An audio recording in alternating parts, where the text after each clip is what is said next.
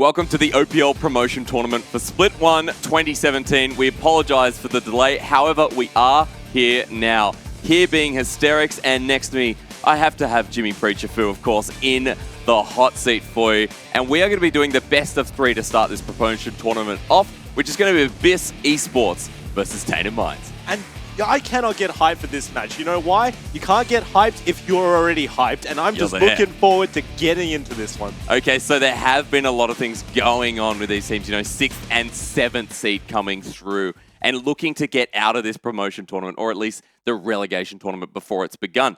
Get a win here, and you don't have to go through this double elimination style bracket. Yeah, that's what both of these teams are looking forward to doing. I mean, if you win today, it just means that you get to skip all this nasty double elimination process. You go right back into the OPL, and you get to watch every other team really fight for their place. Exactly right, and there are a lot of strategies that will be employed in these games. Of course, coming through, Abyss has got Pabu up in that top lane now. So if we look at Abyss as we jump straight into this champion select, you know, they are quite a macro-orientated team at the moment. Yeah, but here's the deal when talking about the historical matchup between Tainted Minds and Abyss. That was with an old roster. Now, with both of these teams changing up their rosters, it's really question marks all around. Has Abyss got a better lineup now? Arguably, yes, because Pabu's laning phase has improved, but that's really where the roadblock comes in, because he's versing Praedyth. Of course, Tainted Minds only having that original member in Praedyth, Abyss only changing one member themselves, so it is a lot different for Tainted Minds, but we see Only coming into the jungle, and he has performed exceptionally. Now that we're in Champ Select, and now that we're looking at potentials, Tainted Minds have Praedyth up in that top lane. Going against Pabu, that's the matchup. So let's take away Fiora. Yeah, I mean, here's the other deal when it comes to it. Pabu has a lot of weird picks that come out that are not necessarily meta, but in his own right like to play.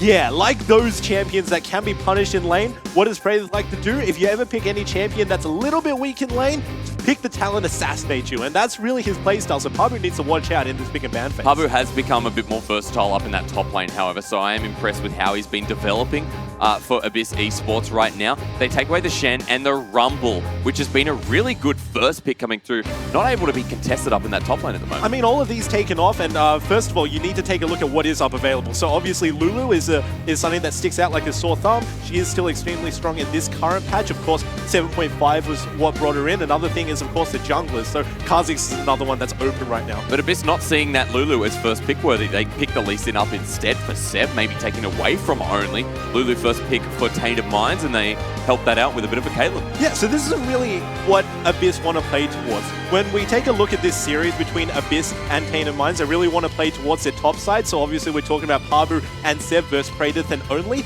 and they want to secure an early jungler who really does play aggressive, fits Seb's style, and really does like to gank early on. I mean, Squidgy has played the Tristana as well. Glad we're seeing something a little bit more stipulated in the mix. You know at home that he did okay on the Tristana. Also Kog'Maw. Yeah, has played the Kog'Maw as well, but this time picking up the Caitlyn. The response from Abyss will be to go into that Nami and Varus lane downstairs. Yeah, that's a little bit strange. I mean, Varus hasn't been strong for a little while, ever since lethality changes came into place. But, you know, if you go back to Comfort, then that's really something that will favor you well. Of course, Ray did perform excellently on this Varus. And once again, talking about Comfort, these guys, they come into the OPL studios and they play on a stage. Sure, there's no crowd, but still, that's a lot of pressure going towards you because you're on camera. A lot of things start to crack under pressure. What do you get? Now they're all playing at home. This could be a whole lot different because you're in the comfort of your own room, and you have to really come out strong with this. Comfort champions in the comfort of your own home. Praedyth picking up the Nautilus, something he can sit back and relax on, whether Pabu wants to punish that or maybe just match tank for tank. They're going to get rid of the Fizz, which has had rising success internationally and sort of been that pick that's just hovered around. Curious to see if they get rid of maybe potential top laners for Pabu. Well, that was it, right? Fizz was one of the top laners that Pabu did play in his very last week of debut. Of course, he did not perform too well just because he simply got camped out. That is one of the downsides of Fizz. If you get camped out early, you haven't got too much damage, you haven't got tankiness either, you simply die as a, you know, shooting fish in a barrel in the top lane, as we do like to say. So obviously that off the table, it brings him back to something more meta. Well, not leaving room for the Camille, which definitely fits into that meta category. Might have to sit back into another tank. I mean, Maokai is open, hasn't been prioritized, Rumble taken away. It is the Pabu hype train, and Tainted Minds know that all too well. Yeah, but Pabu's never really been known as a tank top laner. I mean, sure, when you cast your mind back to the OCS, and in that sense, we could take a look at all of these players, but I digress. Looking back into the OCS, Pabu did play on the Maokai and Poppy a lot, and that is something that he is known to play, but he really does shine when he gets his hands on a carry. Only picks up the Rek'Sai. Abyss, without further ado, goes straight into that Orianna, which I definitely like from Frey. The final pick going to come through. It's going to be the Gragas coming through in the top lane. Yeah, I mean, Pabu's debuted on this Gragas already. Ain't a debut anymore. Yeah, it ain't a debut anymore, baby, because what happens is the way that he plays Gragas is extremely team-oriented. So Pabu has a one-track mind in the sense that he either wants to dominate lane, in which case his team suffers a little bit, or he wants to really play towards his team, in which his laning phase isn't the best, plays Gragas towards the team fights, and that really does give Kratos a lot of leeway when it comes to this 1v1 in the top lane. 2v2, I should say, because the junglers are definitely going to be keeping their eye on that one. Yeah, and they'll be keeping an eye on a mid as well as Talia gets locked in for Wizard going up against the Orianna, keeping it nice and smooth.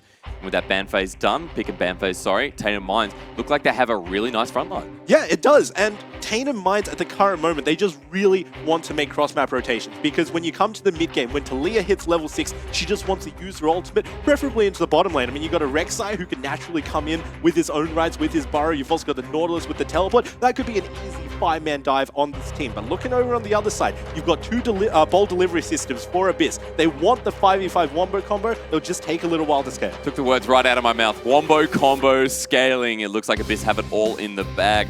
Of course, coming in as 7th seed, Tainted Minds having a couple of points over them in the OPL regular split. And we look at this team composition, it screams Abyss all over it. Pabu may not be carrying, but at least he's that front line. Yeah. At least he's playing towards his team. Yeah, and he's also got his comfort champion in the top lane. I mean, Gragas, of course, doesn't really have too much problems laning in the early game. He won't win it by any long stretch, but he won't lose it. It's a very solid tank for him. He's played this Gragas before. He knows how to play it. And once again, we just have to talk about growth, right? Because all of these players coming in, we've all seen them play at some point in the OCS. You can just cast your mind back to last year as to how they were performing. And you really got to say, whichever ones have developed, not only as individual players, but as 5 people on a team, being able to read what your other teammates are going to do without any communication, without any talking, that's going to be the growth that's going to pull out this this series. And I feel like right now, I mean, people would put it towards Abyss, but Tainted Minds have shown rapid improvement as well. That bottom lane with Tilting and Squidgy, I mean, there's been so much rapid growth coming through as well. The Tainted Minds lineup have adapted, and they're showing a lot more synergy as well. It is anyone's game, and in this best-of-3 format, which they're so used to, I feel like Tainted Minds have just as much room for opportunity as Abyss do right now. Yeah, you definitely hit the nail on the head, because right now, when you take a look at the way that they've performed throughout the entire split, sure, they took a little while to ramp up, but yeah, they finally got into their place. It was a little rocky throughout the split. One thing that we have to look forward to is the mid lane, because one person who had a lot of experience, who didn't really have that much room to grow because he already found his playstyle, was Frey on Abyss. You know, he performed absolutely massively, and before the change up with Pabu coming in, we arguably said that Frey was the best person on the lineup. He loves to 1v1, he loves the laning phase because he knows how to really transition a lead from there. If he doesn't get ahead, that could be a real punishing factor. Watch Tainted Minds and see how they could potentially punish that. Do you think this Talia pick from Tainted Minds was a way to punish the 1v1? Because Frey does love a 1v1, but when Frey gets behind, he usually stays behind. I mean, Talia level 3, right? You can 100-0 somebody if you can land all of your skill shots. It's a very niche thing. I mean, it's not 100% guaranteed a lot of the time. If you simply play back, if you simply give up a wave or two and wait until you're level 4, then she loses a whole lot of her potency, but that's not what they're looking towards. They're looking for the level 6. They're looking for the roam bottom. Like we said, you know, you got the Rek'Sai, you got the Nautilus there too. They got a very solid front line who can take a lot of turret hits. And the priority going away from that mid lane, going up to the top lane, Seb now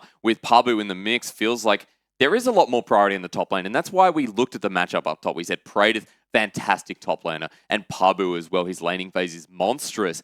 Can he turn that into a team advantage? Something I want to ask you a little bit later, Preacher. But as we jump into this game number 1, I feel like, yeah, Seb moving away from Frey and highlighting that point that Pabu now potentially the most important person in the Abyss lineup. Yeah, as of the roster change where Pabu got brought in, pretty much all of the resources go top lane. So you got a lot of jungle pressure when it comes to him. When it comes to mid-game rotations, who sits in the side lane and absorbs all the gold and experience? Pabu does. So that's who they like to give all their gold across, and that could be a real growing pain for this team, because what happened before is a lot of the resources would actually go over to Frey, Frey would like to play with a little bit of an advantage, a lot of gold and experience under his belt, get that level 11 first, which that second rank ultimate, no matter which champion he plays, was going to be massive. Now a lot of that denied from him. Let's see if he can adapt. And once again, you know, it's growing down and making sure that you can be effective with what you have. We'll have a look at that before we jump into game, but unfortunately we are having some technical difficulties once again. We're going to jump to a 5-minute break, and then after that, jump straight into game. We apologize for the delay, but stick around. We'll be back shortly.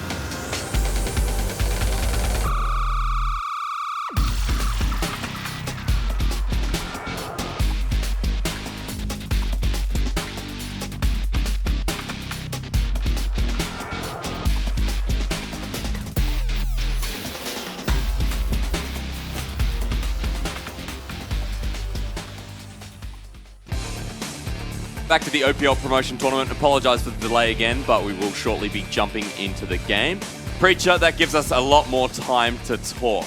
Now, let's come back to Seb, because Seb is a real intricate player. And ever since Pabu came in the lineup, I feel like this guy's started to flourish. I mean, we're people with mics, so we get free reign of this segment. And Seb right now, you're talking about Seb, right?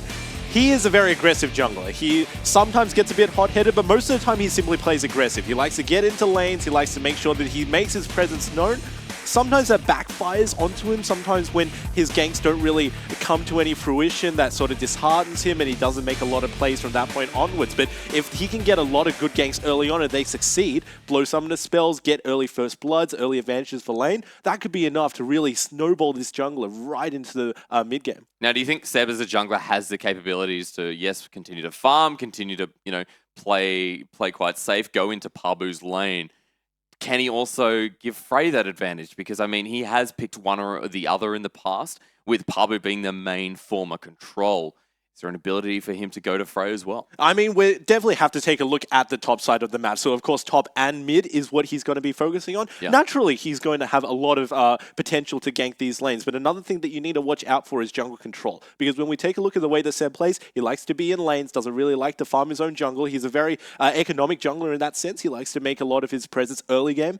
And that could actually work against him, because if he plays a lot towards the early game, if he goes into the top lane and the mid lane a lot and really starts to neglect the bottom lane, then what that signals to the other side, to Only, is that Only can simply go into his bottom side jungle and steal everything away. I remember Fish and Spawn were actually talking about this a couple of weeks ago on the OPL show. If you haven't seen it, or if you haven't seen yesterday's release, soundcloud.com/the OPL show, you can find it there. Also talking about the big match coming up a little bit later, which Sin vs Avant, the big best of 5 starting the gauntlet at 5 p.m.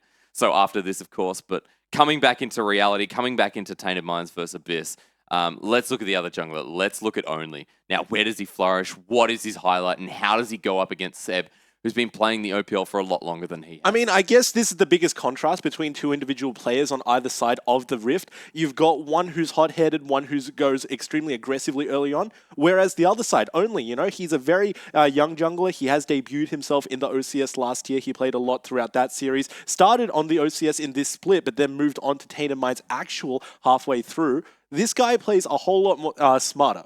He doesn't really go for the early aggressive ganks. He does a lot of things calculated. He plays things by the percentages, and if he knows with a certain degree of accuracy that Seb's going to be on the top side, he just goes right into his jungle and steals everything away. If a red buff is up, that's going to be really painful for him. And all in all, these ganks are extremely smart, because you see Only, he doesn't really initiate fights. He likes to re-engage. He likes to really disengage fights, counter ganks as well. That's really the way that he wants to play. So Only feels like he's a bit more mechanically better than Seb at the moment. I mean, not necessarily in terms of mechanics. I'd say more in terms of game knowledge. He likes to really assert his dominance through that way. If he can simply outmath the enemy team by making sure that he gets more numbers on his side, more gold for himself, denying gold and experience away from Seb, then from that lead, he just simply wins outright. And realistically, Only, I expect him to go mid, because that is a really punishing matchup. The Talia into the Orianna feels like early Wizard might have some kind of advantage here. Now, looking at Wizard as a mid laner, we watched this guy grow and flourish. He started out on the Trident lineup,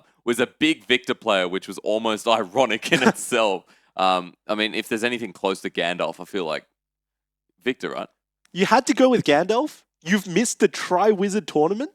No, he's not from Harry Potter. Oh, that's all right. close enough. If we look at Wizard as a player, and if we look at his development, the guy has been aces above other mid laners in terms of how he's gotten better. Now he's on this Tainted Minds lineup, fighting for his life away from this relegation tournament. And he feels like he's better than ever. It feels like he's sort of going up and up. He's definitely made strides on the Tainted Minds lineup, because he's been forced into the captain position, almost making shot calls simultaneously with Praedyth. Praedyth being the oldest member on the team, but also Wizard. Of course, he does the interviews. He is the captain of the team. He really pulls them together. And that's a lot of growth coming out from an OCS tier mid laner to really not only jump onto the OPL tier mechanically wise, but also to make a lot of shot calls, to know what's going on the map. That's a lot of pressure, and he's definitely stepped up to the plate. And what dictates Wizard's playstyle? Because in the past, he has been playing a lot of control mages, a lot of safe, stay back farm, late game.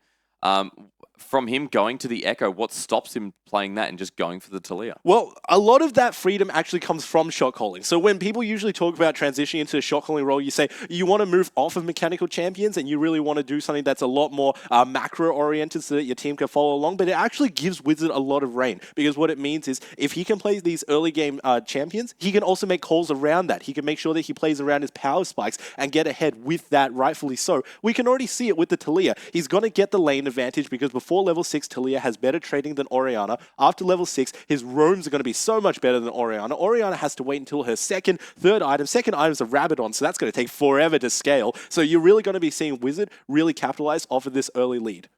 Okay, well, coming into this game, in the first game, going to start shortly for you, we know that in the past, Tainted Minds have struggled, we've said so, but they have actually picked up 3 wins in the split. They're on 9 points, above Abyss by, I believe, 3. And with Abyss Esports fighting for their life as well, I mean, everything's on the line. You look at their mid laner and you look at how Frey has been performing, and yes, 1v1 has been great. You know, when he gets ahead, you know, does he stay ahead though? This is the biggest problem right now.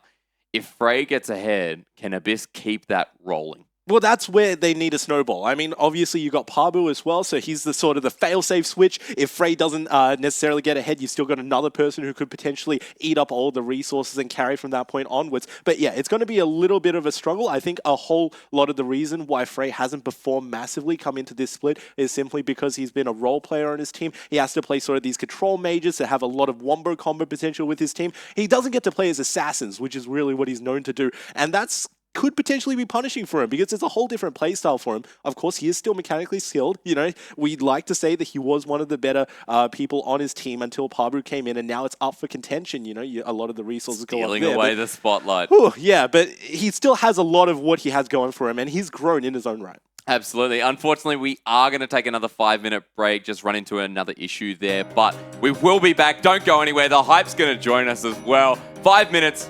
See you then.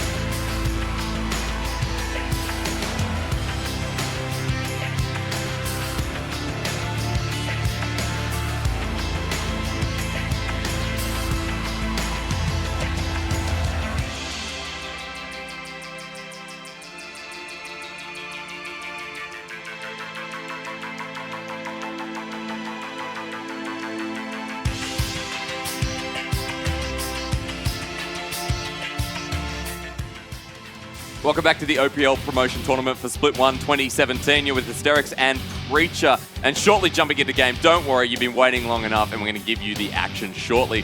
Tainted Minds, Abyss Esports, the first two teams to be playing on 7.6. I mean, 7.6 is going to be a little bit of a change-up. Not too many things happen except for one huge buff that went to MF. So first of all, her Q, that is now going to be massive. I mean, it went up by 20 damage at maximum rank, and that's non-negligible going into it. The scaling also went up from 0.85 to 1.0, so that's also going to be massive. And all in all, she's just a little bit quicker. So that may sound a little bit pedantic, but take a look back at what happened on the previous patch.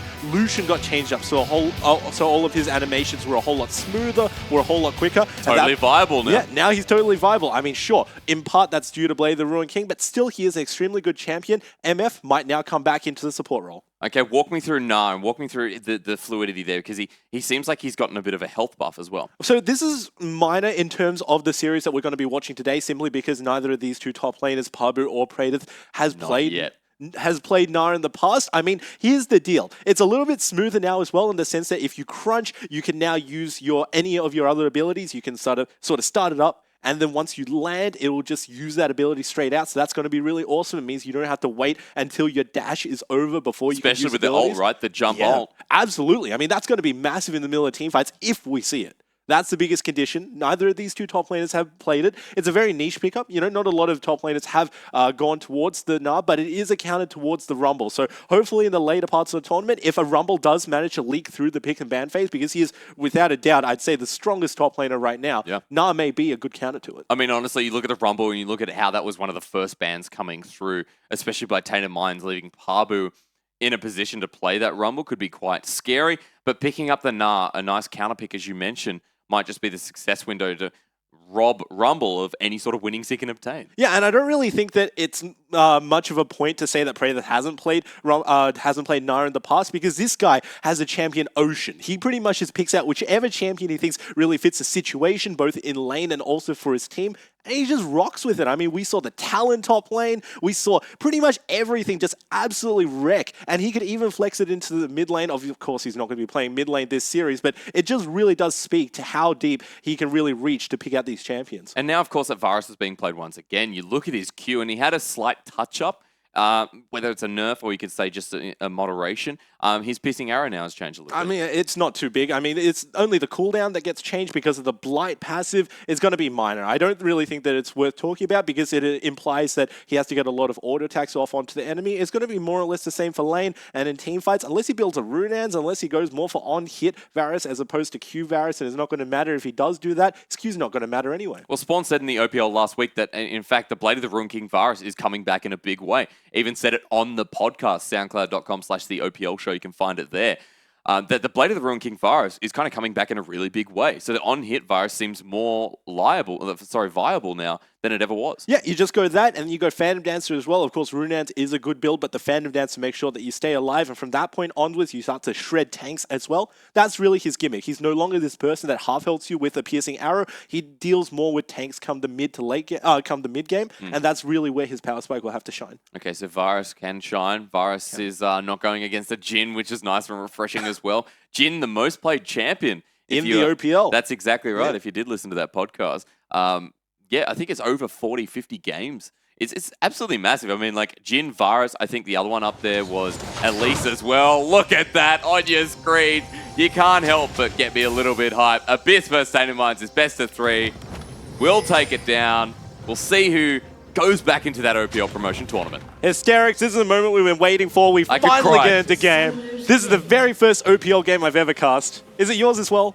Potentially, yes. Oh, this is beautiful. Unless I've done, cast over the top. Practice cast doesn't count. Doesn't really count, does it? If you didn't upload it to YouTube, did it even happen? Tainted Minds going to get a quick ward there. Raptors have been the usual start at the moment, Preacher. We know that on the Lee Sin as well, Cripple making it quite easy, but probably going to start with a Sonic Wave. Seb added his blue buff, however. So blue start, only potentially looking for that red or going for the Raptor start. Yeah, it means that Lee Sin doesn't really want to leash early on. It means that a lot of the resources can go over. They can fake leash bottom lane, but I doubt they're going to do that because they've simply been spotted out right now. And it just means that Seb's going to be in position for the bottom lane. So this is a lot of mind games coming out from Abyss from the get-go. Because what we were talking about for both of these two junglers is that they want to focus a lot of attention to the top and also the mid lane. If you go into the bottom lane, that will be unexpected for both sides. Well, remember, everything's on the line here to take away from that relegation tournament. I mean, it'll be scary for these guys because we do have a lot of good OCS teams coming up. You've got Outlaws, you've got Regicide. They have gone through the best of 3. They've come through the grand finals and been victorious. I mean, Regicide especially going potentially up against Exile 5 as well. You know, very unpredictable. T-Gun Blitzcrank, great example, but I'm sure we'll talk about that a little bit more tomorrow. It is going to be a blue start for Seb, however, and I'm looking at only. Goes for Raid, goes for Raptors. Yeah, so they're both going to meet along the bottom side, but I doubt either of these two are going to gank early. If they do, then it's going to be Seb into the bottom lane. The potency isn't really there because Tilting, at the very least, has a very defensive build on this Lulu. Of course, he has decided to go with the shield, and the shield is going to be massive coming into this Lee Sin. It mitigates a lot of damage and a lot of the execute potential. Just means that Seb can't really visit the bottom lane early on. Of course, a lot of defensive maneuvers coming through from Tainted Minds, and I'm expecting Squidgy probably took Warlord's Bloodlust coming through Preacher, but you know, Kuden here is going to use the Ebb and Flow. Doesn't get all of his health back. There is sustain, but early on, it's a bit dangerous for Abyss. I actually really like this bottom lane that's been drafted for Abyss right now because it complements the playstyle of both of these two players in the bottom lane. Throughout the OPL, we said that it's really a mismatch of playstyles because you got Kuden, who just wants to make it out of laning phase alive and impact the team fights, and you also got Raid, who wants to go hyper-aggressive early on. You give him both the rights to do so, and Seb might be caught here. He's going to aggro the dragon, starts hitting only. Seb will take a shot off the back foot, but safeguards out. Okay, so it's not going to be too punishing for him. He's a Lee Sin, he's going to scale up in his own right. He's also going to heal up as well.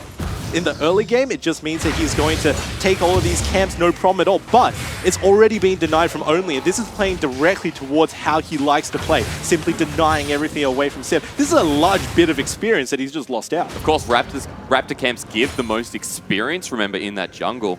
Only being very proactive early on. We'll find that steal away. Now, we did talk about Pabu up in this top lane, you know, always the focus. But as 2 tanks up there, potentially jungler's just going to leave it be. There's not too much to do. I mean, the only times that you can really gank Pabu is when he hits level 6, when he's got that explosive cast and pray that isn't really that tanky. It means that you can get him out of turret range, and all of a sudden, a whole lot of angle mechanics coming out from Lee Sin to gank this lane. If you get Pabu ahead, he can build a little bit of damage early on because Gragas does scale extremely well on a low-budget build, and he can just do a whole lot more carry. For that Iceborne Gauntlet, Frey will take a bit of proc. Seismic Shuffle a bit too shallow there. Up in that top lane, Pabu, you can see he's trading against Prey that forces the last pot out. Doran's Ring start from this Nautilus.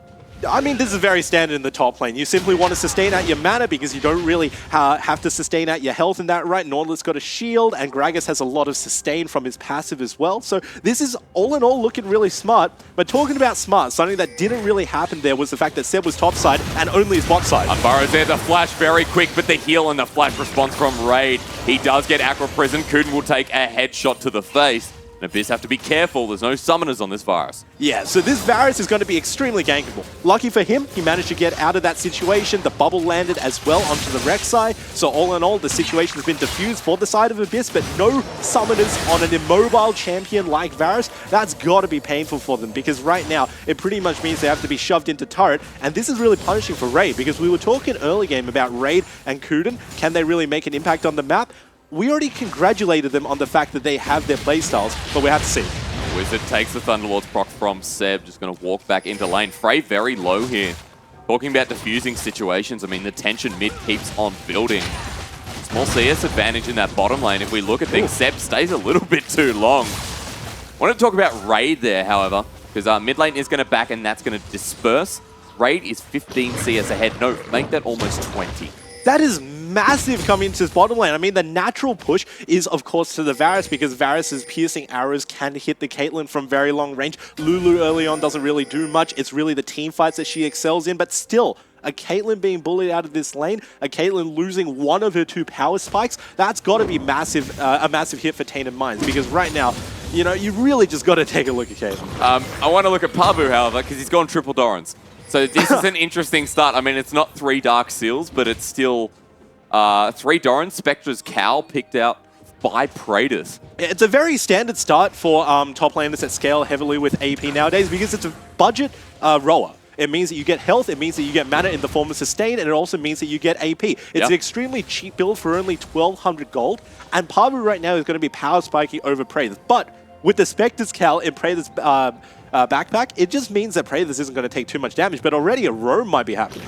Pabu has flash available, great shockwave, the body pop, and it's too quick. Frey starts the game strong. Yeah, wow, that flash body slam pretty much locked up Wizard, and Wizard didn't even have a chance to flash there. The flash was up, but between the shockwave and also the knock-up, there was just no chance, and all of a sudden we're already seeing the pressure coming out from Pabu because the 3 Doran start with the massive burst of AP is doing him favors. Clean and clinical, and Pabu shows up where he's not invited, but it doesn't matter. He's got a passport.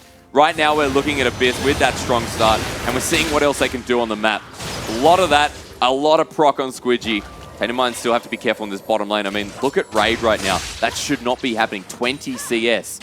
This wave is only going to go over to Raid. Yeah, I mean, I know it's only 7 minutes, but we got to give it over to Raid. He is being a monster in lane right now. He's absolutely dominating not only in CS, but in the poke war against Squidgy. And you have to take a look at the sustain and trade available for both of these, because Lula has to be very proactive with her trades. If you don't get the shield off, then you don't get any sustain. Whereas on the other side, Nami, you can just heal whenever. Use your ebb and flow, make sure that Raid is topped up at all points in the game. And that's really going to be advantageous for Abyss, because it means that they can trade at a whim.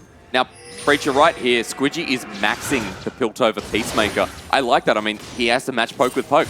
Yeah, he definitely has to. That's really what he has to go for, but it means that he's not going to get his traps up early on, and that's going to be extremely punishing for him, because we all know once you get 5 traps out, it's not just for lane, it means that you get to dominate a whole lot of resources around the map. Dragons, early Rift Heralds, early Barons as well, all of those things are completely blocked off because of the line of scrimmage that she sets up. Well, that first dragon, speaking of the devil, will be an Infernal, and Tainted Minds do have the river well watered at this stage, excuse me.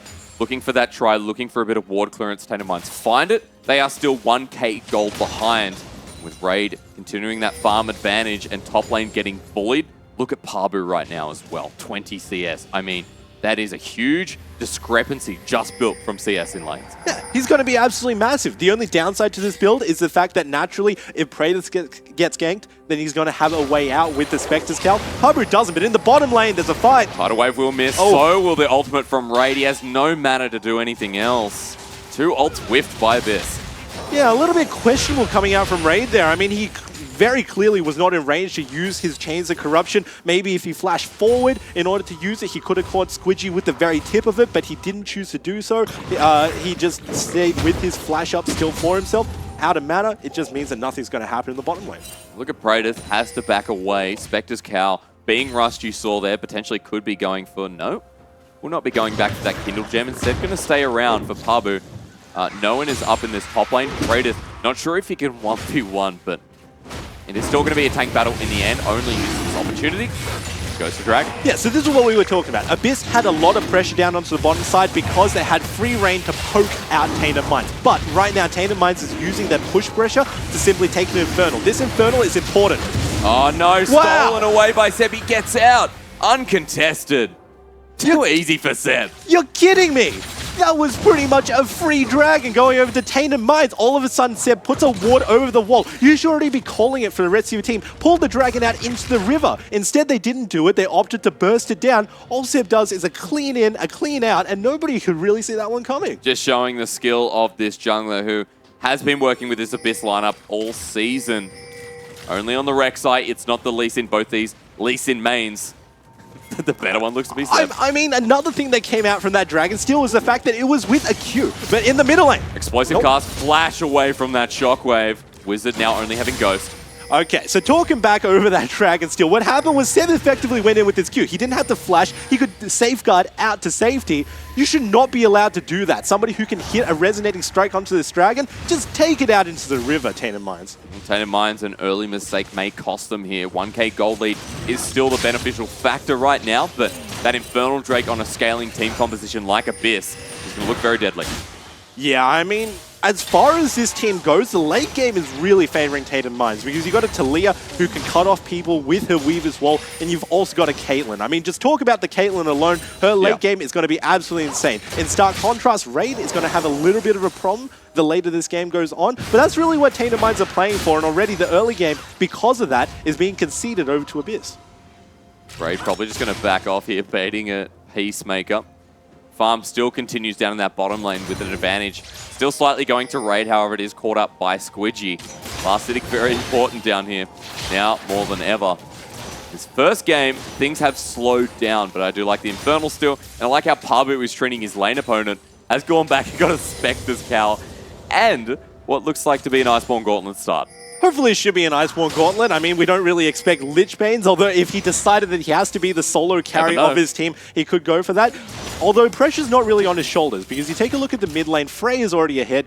Only's going to pop his head and not too much here, but Frey is already ahead, and what that means is that he could be the focal point of his team. It means that Pabu can take a little bit of a break in the first game and just be a tank and utility bot. Only going to walk over a control ward after clearing it, backs away from this side of the jungle. Seb picking up his Krugs, well aware that this Rek'Sai is looking to fight. With a bit of CS ahead in this jungle, has the Tiamat, has the clear ability, but Warrior picked up by Seb. Right now, I feel like he could fight Only. He's extremely accelerated. At this point, Seb is extremely far ahead, and already, like ships in the night, they missed each other, and Only is down here for a potential dive. There is, of course, the ultimate coming out from tilting, so if they do decide to do this, it could be massive. Nope. Backs away, so not taking any chances of playing it nice and slow. Like I said, making sure that Caitlyn gets accelerated. Squidgy is going to take no damage after Lulu's help. Raid's still clearing waves. I mean, he's still getting ahead, and this early game still looks strong for Abyss.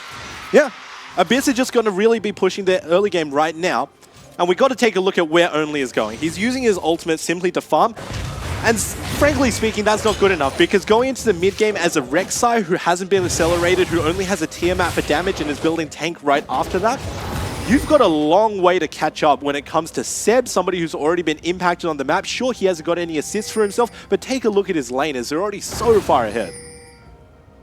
We are going into 13 minutes now with summoners available on Frey in the mid lane. I mean, Wizard hasn't really been bullied out after losing that flash.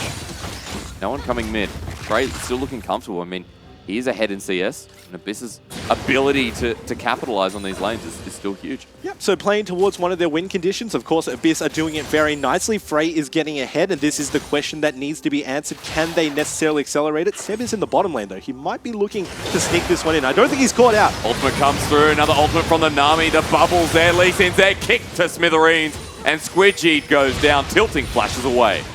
This early game is most certainly going with the Seb, and in stark contrast, Only is yet to really appear on the map, only popping his head out from certain situations, not really going into lanes. He got the first blood for his team, he got a successful dragon for his team, and now first turret as well. What more could you ask from this jungle? And they give the solo gold to Raid, 650 straight onto this Varus AD carry, who is miles ahead, 1k gold.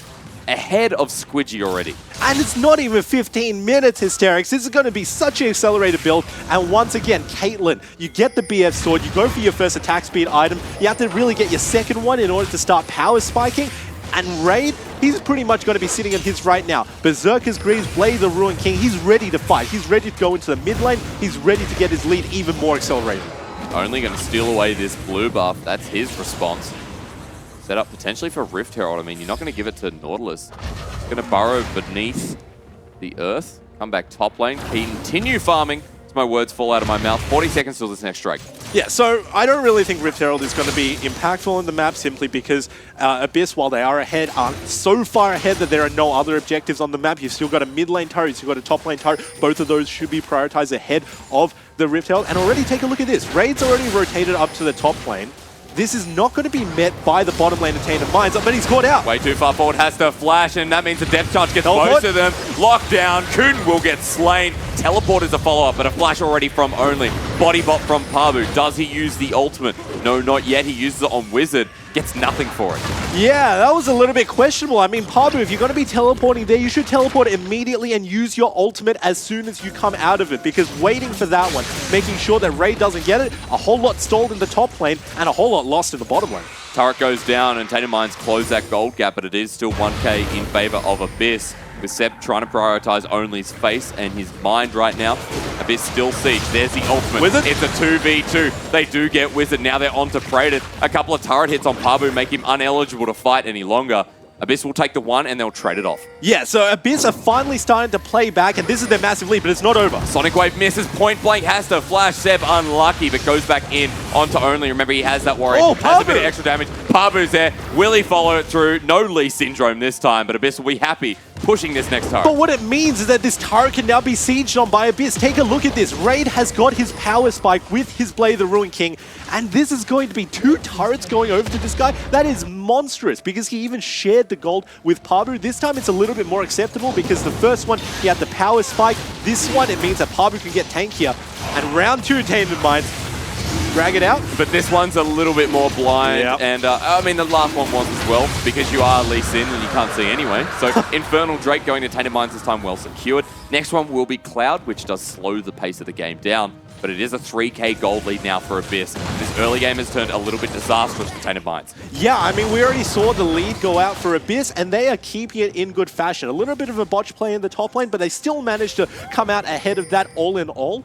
Now that the Dragons have been even up, so both of these teams are going to be scaling in their own right, a lot of the potency that came out of Abyss has fallen off, but you cannot underestimate the ability of a 3k gold lead at 17 minutes in the game. By 20 minutes, if they manage to accelerate that to about 4k, what it means is they can start free sieging, because they got so much tankiness and so much damage. And with an Orianna, I mean, there is so much wave clear there, eases up the siege. You got someone like Frey who is 30 CS ahead and has almost got his second item. Abyss have now rotated as a 5-man unit. Pabu will get locked in. Seismic shove backwards. Wow, in he comes is Only. caught. Looking for the lockdown. Great tidal wave. Pabu has to flash and body bop out. And even the depth charge has nothing to say. I mean, that was a really good depth charge. I think that Tainted Minds should have just outright engaged that. Both Kuden and Raid were knocked up by the end of it, and also Seb had to reposition to make sure that he wasn't caught in the midst of that one. Pabu all the way under the turret. Why didn't Tainted Minds pull the trigger there? But I mean, there's so much sustain coming through from Abyss. All back to full health. Kratos has no ult. And there's the ultimate coming through. Shockwave's there. Explosive cast used in wrong conjunction. Coming through is Seb. Has to use the dredge line. Praetor running for his life. Will be safe for now, however. But Pabu over the wall. Only's caught out. Sonic Wave, Lee Syndrome back at it again. Frey defends himself. Now tilting might be a little bit slow. Seb's still going after Praetor, has the blast cone. Gets hit mid-air. Funny interaction, but it'll still be the one kill. And Tainted Minds, this mid-turret is still under fire. And that was really odd from Only, because Only wanted to react to Praetor getting caught from Seb. Praetor took no damage from the Lee Sin, and Only thought that it was fitting to go there. So getting caught in the transition in between, all of a sudden, Abyss now fighting 5v4. One of the huge things you need to watch out for is the fact that Only has his ultimate up. So as soon as he comes up, he can naturally dash towards the mid lane to defend this turret. But still, gold lead's going over to Abyss. It's a slow scaling game, but they are scaling. Abyss are unrelenting here in their siege mid, continuing it up for a 4th wave. They set Seb down in the side lane, which is an interesting one for. Pabu's been set back. Seismic shove, you can see Only has just jumped in the same position he died last time. Abyss are now going to stop this siege. Baron up in 35, but a real big contestant. Abyss still happy with that. I mean, they still get the advantage. Yeah, I mean, there's an old saying, if it ain't broke, don't fix it. Well, something is, of course, broke. You're using your seismic shove onto Pabu, and Pabu is simply not getting caught out from all of this. I mean, he is just really tanky right now. Merc Treads and also Spirit Visage, he's taking nothing from magic damage like Talia, for instance. So all of a sudden, sitting down in the middle of this turret, he just doesn't care, and they're still trying to catch him out because he is the first person to cross. Whenever you use that seismic shove, it means that you don't have it for the rest of their team. That's Frey, that's Raid, that's also Seb, who can jump onto your face, who pretty much have free reign over the fight, and that could be their trigger. So Tainted Minds, you really do need to save that for later. And right now, the mid laner and bottom laner from Abyss are highly accelerated. Squidgy just picking up the Renan's Hurricane, sorry. Infinity Edge coming through shortly, but it is still slow itemization. I feel like the Phantom Dancer or potentially the Renan's Hurricane from Raid will already be finished. But this virus is huge. Like you said, you leave him alone in these fights, and he is going to be a problem. We're now 20 minutes in, 4 kills going over to Abyss. They still hold that 3k gold lead. Dragon not up for a while, but it is a Cloud Drake. But slows down, potentially TM able to pick up their loss. Yeah, I mean, it's a lull in the action, but speaking of lull, one of the things that really don't work towards Tainted Minds is their champion scaling. You know, you got to take a look at the way that they all go. Talia coming into the mid game, sure, she's got the Weaver's Wall, yet to use it. Wizard hasn't really traversed the map with that yet, hasn't even cut off any exits, so he might want to look for plays now because it's better now than later when the gold lead has been accelerated even more for Abyss. Another thing that you got to watch out for is Squidgy. He is simply scaling down right now because this is one of the many troughs that Caitlyn goes through. Late game, Wizard! Weaver's Wall comes across, Abyss are cut off, but it's still too comfortable. Dreadline goes in, they get Frey. There's the depth charge, hits 2 members. Tainted Minds might have an option. Pabu locked into the air, he will go down. A 3-man shockwave, however, and it's still good for Abyss. They get the trade, they get the kill. And that was almost massive from Frey. I mean, it was massive for both these teams, but only top lane is down, so it means that no tank is going to be available in these sieges. This actually benefits Abyss, because what it means is that nobody can engage from Tainted Minds, nobody can lock them down under these turrets. They're so close to this mid lane turret, but they've been sieging for about 6 waves coming through. Frey now taking his might at Squidgy. Oh, tilting! Scored. No! Sonic Wave, no! The Thunderlords, the Flash, they get the kill, and they might just be able to get the next wave. Oh no, I recommend skipping and running out of that situation, Tilting. He got hit by the Sonic Wave maximum range. And he just died for it. So, yeah, all of a sudden, we were talking about the constant pressure that Abyss provided. It's a neutral thing when they have neutral gold. But the gold going over to them just means they have so much of a push potential. Now only almost getting caught out. Takes a massive amount of damage. 5k gold lead being developed by Abyss here. Next Dragon's going to come up, and they have full reign of this bottom side river. Clearing out the wards, getting their advantage. These guys want to get back into the OPL, and right now they look like they deserve it. Yeah, they just look like a team possessed. I mean, you take a look at Abyss right now. They are so far ahead. Not just in terms of gold, but also in terms of the way that they can unlock the map. Now that the mid lane's been taken down, what it means is that they have free reign over the entire jungle, and already, Rain might be caught. Dreadline has a flash, Wild Growth is huge. You can see the Tidal Wave gets a slow onto Tainted Minds, but it doesn't deter Abyss. Right now, they're still happy going for this next wave. They just keep on slamming at these turrets, and rightfully so. I mean, when you've got a tank line very established in both Pabu and Seb, when you've got a disruptor like Seb going into the backline of the enemy team, and also Raid, who can siege from such long range with Frey to make sure that everybody is nice and safe with the constant ball threat, you just engage over and over again, and that is the correct call to make. Weaver's Wall comes through, but you got to remember, Frey has the ability of this ball control. Not going to be deterred. Abyss get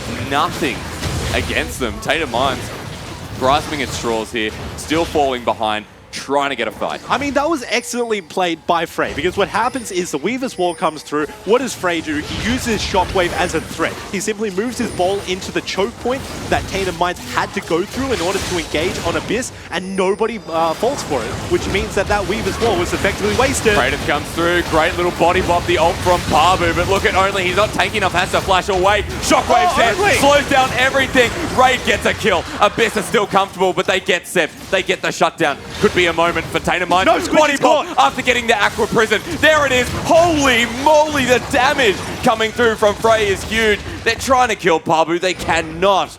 It is a 1-for-1 trade, but Abyss still look comfortable to get bot. And take a look at this. Everybody from Tainted Minds now has to back off and heal. What do Abyss do? They just keep on pushing the envelope. This gold lead is massive. They're nearly 5k ahead by the 25-minute mark. Of course, like you mentioned, Cloud Drake has now spawned, so they can get that for themselves as well. Then this lead is huge. You've got to look at all the gold differences. I mean, Seb's ahead. Frey is disgustingly ahead right now, almost 2k gold. And you look at the damage he's outputting as well. I mean, he does 3/4 of both Wizard and Squidgy's health. Yeah, when he wants to do damage, he does massive amounts. And when he wants to zone, nobody goes in there because they have to respect the damage coming out from Frey right now. So this guy is definitely playing towards his strengths. And we asked the question before this cast, can Frey really step up with the gold lead? Current moment, yes. I mean, get a win in mid, and we said, you know, sometimes he falls off, sometimes he's not consistent, but this game, he's showing very, very different to the fact of what we're talking about there. Very. Abyss are looking comfortable. They've still got that gold lead, but Tainted Minds here can potentially win a team fight. You've seen Wizard with his Weaver's Wall. Get a good one, zone off the team, Tainted Minds have a chance. Yeah, I mean, there is always a pick-off. I think that he can use it a whole lot better in the jungle because there are simply so many more navigable paths for him and his team as well. In stark contrast, when you use it in a lane, in a diagonal formation into an Orianna, she can simply zone away with a ball like we did see with the last Weaver's Wall. So what they need to do is they really need to fight around the jungle area, and that's going to be really easy for them because Baron's up right now. It's a natural thing to be looking at on the map. Well, Abyss setting up the ward control for it. TM trying to contest, but getting forced away as Abyss will push up this mid, could potentially walk and bait towards that Baron. Right now, it looks like they'll just step on the traps, get a bit of vision over to TM. They don't care. Yeah, Pabu is quite big at the moment, looking for the body bop.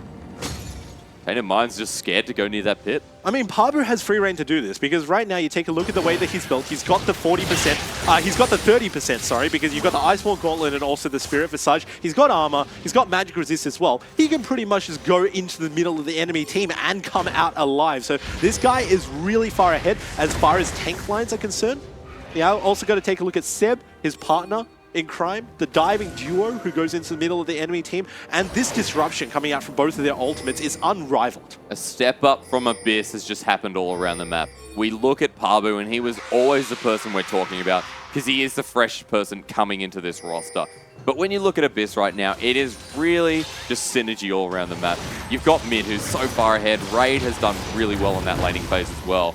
And now they're looking for another team fight. The body bomb will come through. Tilting might be caught out here. Tidal Wave's there. Only goes way too deep. The Chains of Corruption lock him down. And Raid is having a great time in this fight. You can take down some, but if you don't get Raid, nothing will happen. Big body bop. Shockwave still available, but doesn't get its mark. Abyss will get one, but they get dangerously low. There's the depth charge. Caitlyn ace in the hole gets Raid. He gets healed up with a good ebb and flow. Body bop, Shockwave. Pabu goes in deep. He'll be taken down. Abyss, do they want to chase this? Yes, apparently they do. Seb misses the Sonic Wave, so that's their window in. They back off. That was massive coming out from Pabu. He pretty much gave up his own life just to make sure that that trade was worth, and ultimately it is. If your top laner is a person dying in order to get a jungle and a mid lane, completely worth for the side of Abyss, and they keep on making these really good calls. I was just about to praise Tainted Minds for making a really good call earlier. There was a bait coming out from Abyss for the Baron side, and instead they simply called the bluff. They went right into the mid lane, they wanted to take the outer turret, but from that point onwards, you got to take a look at the plays that just happened. You got both Seb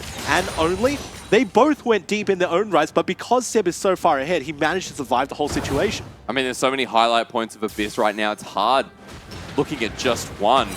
But I mean, Kuden is doing a lot in these team fights as well. A guy that, you know, has brought the Nami to life and a pick that has been rising and really successful coming through. I mean, in the OPL, I feel like it hasn't had the best showcase in terms, hasn't been played enough for my liking. Yeah, I mean, Nami is really good right now into this current team composition because just take a look at a build. You've effectively got Redemption, and he's building into a Locket of the Iron Solari as well. Yep. That is so much fire potential coming out from Abyss, and that is exactly what his team needs. Now, Kuden, as an individual player, while he does struggle a little bit in lane, he really does shine come the team fights. What time is it? Well, 29 minutes. You'd hope that you're at a laning phase. Well, potentially Baron time coming through. And 29-minute mark is just ward clearing. Probably going to be at the start of that. Dragon coming up in a minute 30, but Abyss have no intention just yet. They're going to position around this, look for potentially the first Baron of the game. Tainted Mind's going to have a hard time contesting this. It's going to be extremely hard. I mean, right now we just have to watch both Kuden and Tilting battle it out in terms of vision for themselves, but hey, vision's already gone. Abyss know that they're doing this. Tainted Minds have no clue. Interesting tactic because Frey is going mid. They're not going to use his damage for Baron. They're going to look like they're still in this laning phase. And with Raid's DPS, it looks like they can get this before Tainted Minds get there. I mean, Tainted Minds is collapsing, so we have to watch this. The Baron's taken, though. Abyss, get it? No repercussions. That's a free Baron. Abyss just get an easy objective on the map. Now they come mid.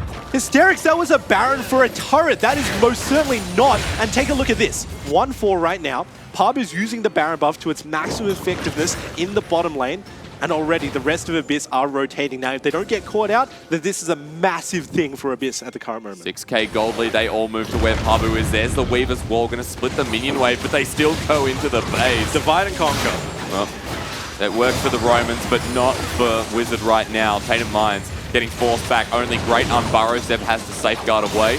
The rest of Abyss, Pabu's going to get shoved forward. Chain of Corruption may hit 4 people. Whoa. Oh my god, Wizard shoved around like he's in Dodgem cars. Abyss now sieging. They're looking to continue the fight. Here's going to be redemption. They're going to heal up what little bit of health they've lost. Praetor comes in. Sonic Wave sent back. The kick is big as well. Zeb is balls to the wall, but heads out with his head held high. In fact, Abyss continue the siege. That should not be able to happen. I mean, you got a Baron buff, just siege this turret slowly. What happens is Wizard gets caught out by Pabu's ultimate, and all of a sudden, they quickly assassinate him, they get out, the redemption gets it back to full HP, and they go for a second fight. They're going to use the Baron minions here and potentially just take down this turret. Pabu runs in, body bobs into Praetor. They're not going to follow the fight. They get enough, they get the gold lead, and now with 9k on the board, Abyss look to get this next dragon as well. Yeah, they're pretty much just scorching earth at the current moment. Abyss are taking everything off of the map. You got to take a look at where the gold discrepancy is happening right now. Nearly 3k gold between Frey and Wizard. And Frey, he is most certainly stepping up. Can he accelerate his early game gold lead into mid game and late game team fights? Look at this game. I mean, this is a typical example of the answer, yes. We can see that the vision control from Tainted Minds has rescinded here, only into their side of the jungle. In fact, very defensive right now. Abyss looking to open the map up. That next mid turret will ensure they do so. Leave nothing but the base left available. Tainted Minds have an open inhibitor. They've got to worry about Pabu. They've now got to worry about Frey as well, because he's got his third item. It's a Liandry's Torment. He's got a needlessly large rod, and I think the next one is going to be Rabadon. Yeah, I mean, it was a little bit messy in the early game, but right now, Abyss look like they are just playing extremely clinically. They are scorching earth wherever they go. Tainted Minds cannot find any resources other than the minions crashing in towards their base. So this is going to be massive for them. They simply cannot find any gold on this map, whereas Abyss, they are free to take everything. If they do so for the next 2 to 3 minutes, the gold lead will be massive. Strong game one for Abyss Esports. Now the inhibitor is on the menu. You know, Gordon Ramsay would be asking where the lamb source is, but the Weaver's Walls come through. Tidal Wave knocks Wizard up in the air. It's going to buy them some time. Praetor is there, but cannot deal with Zeb right now. Zeb just jumps into the base. No worries. Pabu's there. Explosive cast flashed away by Squidgy. A double knockup, but it doesn't matter because the Chain of Corruption is going to slow things down, and that's what Abyss want. They get the inhibitor. No, not quite. They're still going. It finally goes down, however. There's a redemption from Tainted Minds. It's going to do a bit of damage, but not too much. Seismic Shove is there. Only's in the middle of it. They keep getting knockups, but it's not enough. Frey is a monster. This is all his damage you're seeing on your screen, and they cannot deal with him. And that is complete stealth that came out of Frey. I mean, Frey, he was building a little bit odd. The Liandry's, like you mentioned, coming out for him. A lot of magic penetration in the early to mid game, and all of a sudden, that has accelerated Abyss so far forward. Now that they finally simply brute forced their way onto that inhibitor, they've still got a large portion of their Baron buff left. And Tainted Minds, this is really the point where they have to make or break this game. Because if they cannot pull this one back, they need to reset their minds after this one. And they need to say, you know what, it's a best of 3. We just need to play it from that point onwards. Our early game wasn't the best, mainly because we didn't draft towards it. We just really need to work towards it. And it feels like Wizard, you know, on the Talia, maybe look for something else. I mean, go for other control mages. Spawn said in the podcast this morning, that Victor is such a great pick. Like, he would pick it above everything else if he had free reign right now. I mean, here's the deal with the Talia in the current situation. Wizard has not had an opportunity to really use his ultimate, and sure, in this instance, Victor would have been much better for him than the Talia, but assuming things went natural for them in the early game, assume that they made it to 10 minutes with no significant gold discrepancy, Wizard could have made a lot of roams with the ultimate. The fact that he failed to do so is a real boon for Abyss, because it means that they didn't have to deal with the headache of constantly watching out for a Talia in the early game coming into their side lanes. Well, Tainted Minds potentially have to look towards that next game, and it's an 8k gold lead and growing. Baron's going to be up in 2 minutes as it just respawns on your screen. Abyss, now 2 members up in this top lane, sending Kuden off on the side. Seb has now joined, running a 1-4. This 1-4 is simply way too punishing because there's also a 6th man in the bottom lane because the inhibitor's down. It just means that all of these super minions are going to be pushing right into the enemy base. And once again, you've got to be taking a look at Pabu's impact. He's got teleport, which means that he can join his team. Praetus does as well, which means Praetus can match him, but who has to deal with the bottom lane? That's got to be one of the longest ones to run to. If Praetus goes bot, who's got to deal with mid? And I mean, Praetus is tanky, but he's not as unkillable as Pabu. Pabu going into these fights is level 16, Praetus level 15, falling behind. Even Pabu's still doing a bit of damage with that Iceborne Gauntlet. Massive. It's incredible right now. Abyss barreling down this map. That is another outer turret that's going to go down. All that stands in their way is the base. And they just walk in. Through it. I mean, the traps do take a little bit of time to prime, so what happens is he just wanted to get out. No damage. Another last stand coming through from Tainted Minds. They use the depth charge. Chain of Corruption used ult everywhere. Wild Growth is going to keep Praetus alive for now. Abyss are going to back off. Pabu steps on a track. Yeah, that was a little bit of a fumble. I mean, Praetus flashed out and then Tilting used his Wild Growth onto him. Nobody got knocked up on Abyss, and now the siege continues. Tainted Minds. They can rely on Squidgy because right here he's doing a lot of damage. Weaver's Wall's going to be there. Praetus off on the side. Could be an opportunity for Tainted Minds to fight back. Great kick against 2 of the tanky members. They bring Pabu back in. Here is the flash unburrowed. They get Frey. That's massive. Tainted Minds are fighting back with power. Kuden has to flash away. They can't find him. Tainted Minds will take one. And that's all they'll take, which is not too bad, but frankly speaking, not enough for their team right now because their base is in shambles. And already, you just take a look at this. All Abyss need to do is put pressure on the top side. Don't need to get any kills. Don't really need to get any objectives. So long as people are dedicated there from Tainted Minds, their base is constantly going to be wrecked over and over again. But in all honesty, I mean, maybe Abyss do need this Baron, so one objective they can't go without, or at least can't control. I mean, Frey's still down for 20 seconds. Tainted Minds can just force him off of this. Good point. Tainted Minds start walking into this Baron pick. Could be an opportunity. Wizard at half health. Pabu has everything available for him. Not a full mana bar, however. Tainted Minds start this Baron. Yeah, this is going to be extremely risky for them because even though it's a 4v5, Baron's doing a lot of damage to them, a lot of magic resistance is being shredded, and Pabu is just running interference. Feel like you need an Orianna Shockwave right now. Pabu's coming in off the side. Tidal Wave is there. They get off the Baron. They look for the engage onto Pabu, but he has GA. They lose all that damage. That is heartbreaking. They took it down to about 3k health Hysterics, and now all of that is for naught. Bottom lane is still pushing in on their base, and they have to make the decision. Do they contest or do they defend their base? They choose the base. Maybe. Teleport's coming in. Breacher only has just backed away. This is a free Baron for Abyss Esports. A major mistake coming through for Tainted Minds. I mean, ultimately they lose both because Tainted Minds wanted to defend this turret. It went down anyway, and now with a Baron of team, Abyss, run it down mid, boys. It's your game to lose. Baron picked up 11k gold lead. Abyss still looking comfortable. Frey there, I mean, he could have cleaned up, but he didn't get to the fight in time, so Tainted Minds potentially had that 5v4.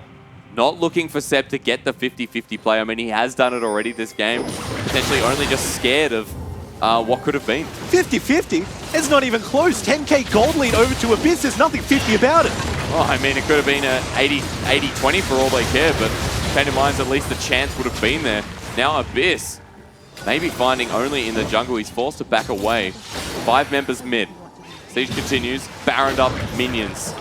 And a lot on the line here in game 1. I mean, there's a little bit of breathing room for Tainted Minds because the inhibitor has come up, but Baron minions barreling down the mid. That does not look like breathing room, and that shockwave does not look like breathing room. Wizards down, Sonic Waves there, Resonating Strike with the bubble. Synergy Abyss, you're looking great. There's a GA pop, Chains of Corruption will be cleansed. Tidal Wave comes through. Praetus has just been bullied, mustered, and destroyed. Pabu's still going in. He's going to get the slow. They will get the turret, which is their ultimate objective, and Abyss are still crashing in.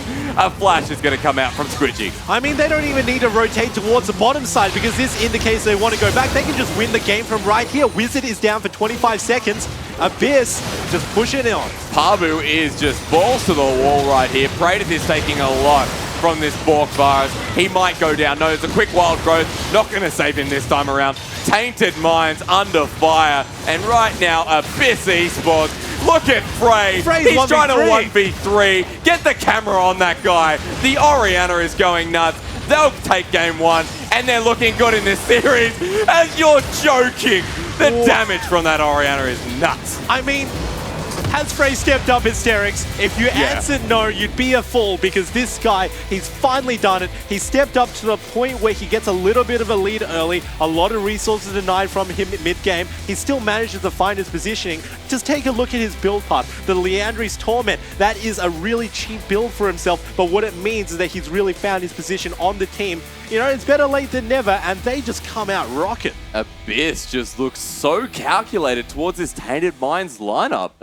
I've got to look at Squidgy, because in the end he was doing damage. He was some kind of shining light. And of course, Praetor's frontline, he was tanky, but at the end of the day, Raid started chipping away at health percentage damage. I mean, Raid was doing that from the start. His Blade of the Ruined King pretty much made it so that Praetor was irrelevant in terms of tankiness all the way through the game. Only got caught out once by Praetor, but all other times it pretty much was just a dead end whenever Praetor used its ultimate onto him. And you really got to give props to the bottom lane. I mean, we didn't really talk him up at all at the start of this series, but the bottom lane coming out from Abyss, they really have come together from being two people who clashed in terms of playstyles into this really bond and synergy heavy bot lane. They really did carry. And we've always talked up Raid as being an aggressive player.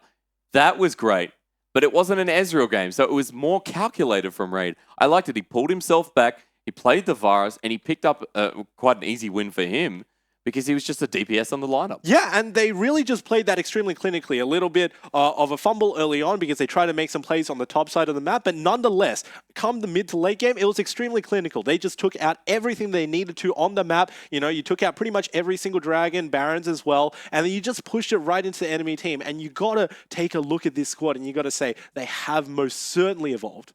Evolved and clear and calculated from Abyss Esports. Let's see if they can take game 2, or if Tainted Minds can bring it back and take us to game 3. We'll see you shortly. 5-minute break. Do not go anywhere.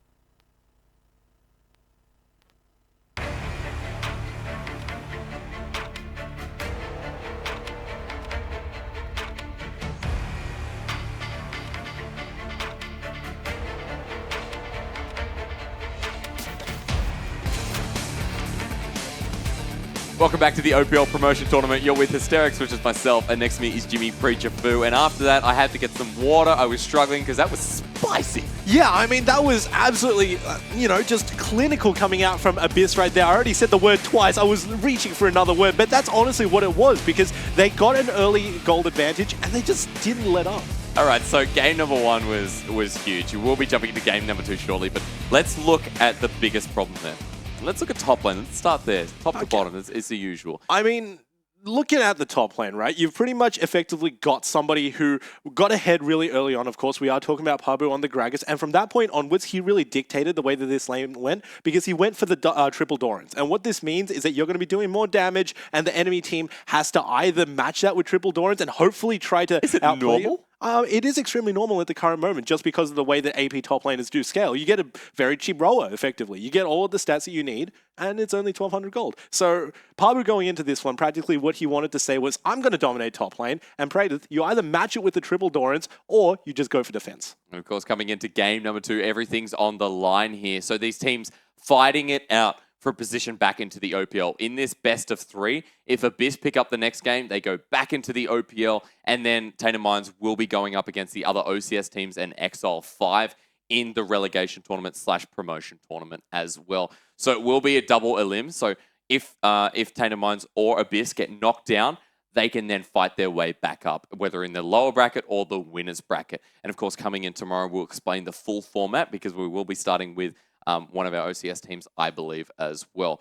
Coming back to this game, though, Preacher, you're talking about Pabu in the top, and you're talking about triple Dorans, which, like, it's normal. It's a thing. Yeah, we have seen internationally as well. It's pretty much just what a whole lot of top laners start if they want to apply pressure in the top lane, get some damage down. It's not necessarily for trading onto the enemy, it's just for clearing the waves as well. Okay, so coming into the jungle, Seb didn't put much priority there, and it seemed like he left Gragas to his own device and went mid a little bit more. Wizard blowing his flash twice in that laning phase. Yeah, and that was the most punishing moment for Wizard there, because you take a look at Tainted Mind's composition and you say it's going to be revolving around Wizard. He's going to get level 6. He's going to roam bottom lane, and all of a sudden there's going to be a teleport from the Nautilus as well. That all fell apart when Wizard pretty much couldn't move, because he didn't have any summoners. You dive bottom lane without any summoners as Talia, you're either not going to be outputting damage or you're not going to be tanking our stuff. Either way, it's going to be really punishing for your team, and they pretty much just disintegrated that playstyle. So it was a really good read from Abyss to know the win conditions of Tainted Minds and to simply negate it. Leaving Wizard in a bad spot there. It just seemed like he was forced to play back in the lane.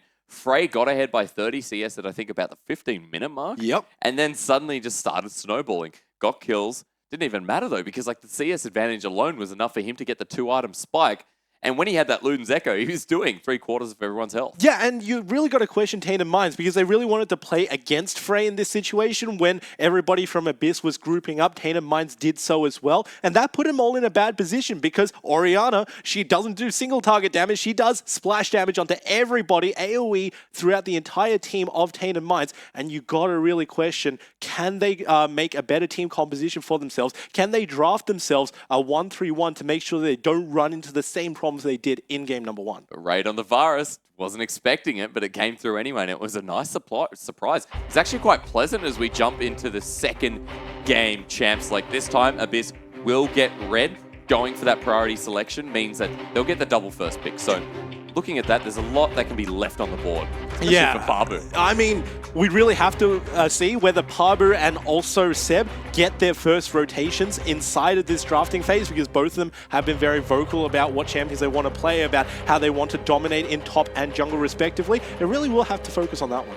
Taking away the Caitlyn, I mean, last time around it was Squidgy picking up the Caitlyn, so an interesting ban away. Whether Raid has been prioritizing that, I mean, he has so much to go back on if he doesn't get that Caitlyn anyway. Yeah, it's a little bit strange to see. I mean, it's one of the comfort champions for Squidgy, not necessarily for Raid. Of course, Raid does play it. He has played it before, but still, Raid has had massive performances on every other ADC, so it is just a huge question mark. Of course, Caitlyn is one of the ticking time bombs of the game, where if you let the game go on for long enough, she just naturally dominates because of the way that she scales. But there are other champions that Raid can have similar effects on. Glad you brought up the aspect of time, because Echo's taken away. Abyss look at Wizard's champion pool and take away the comfort as well. So very specific bans Pabu on the Renekton, Praedyth on the Fiora.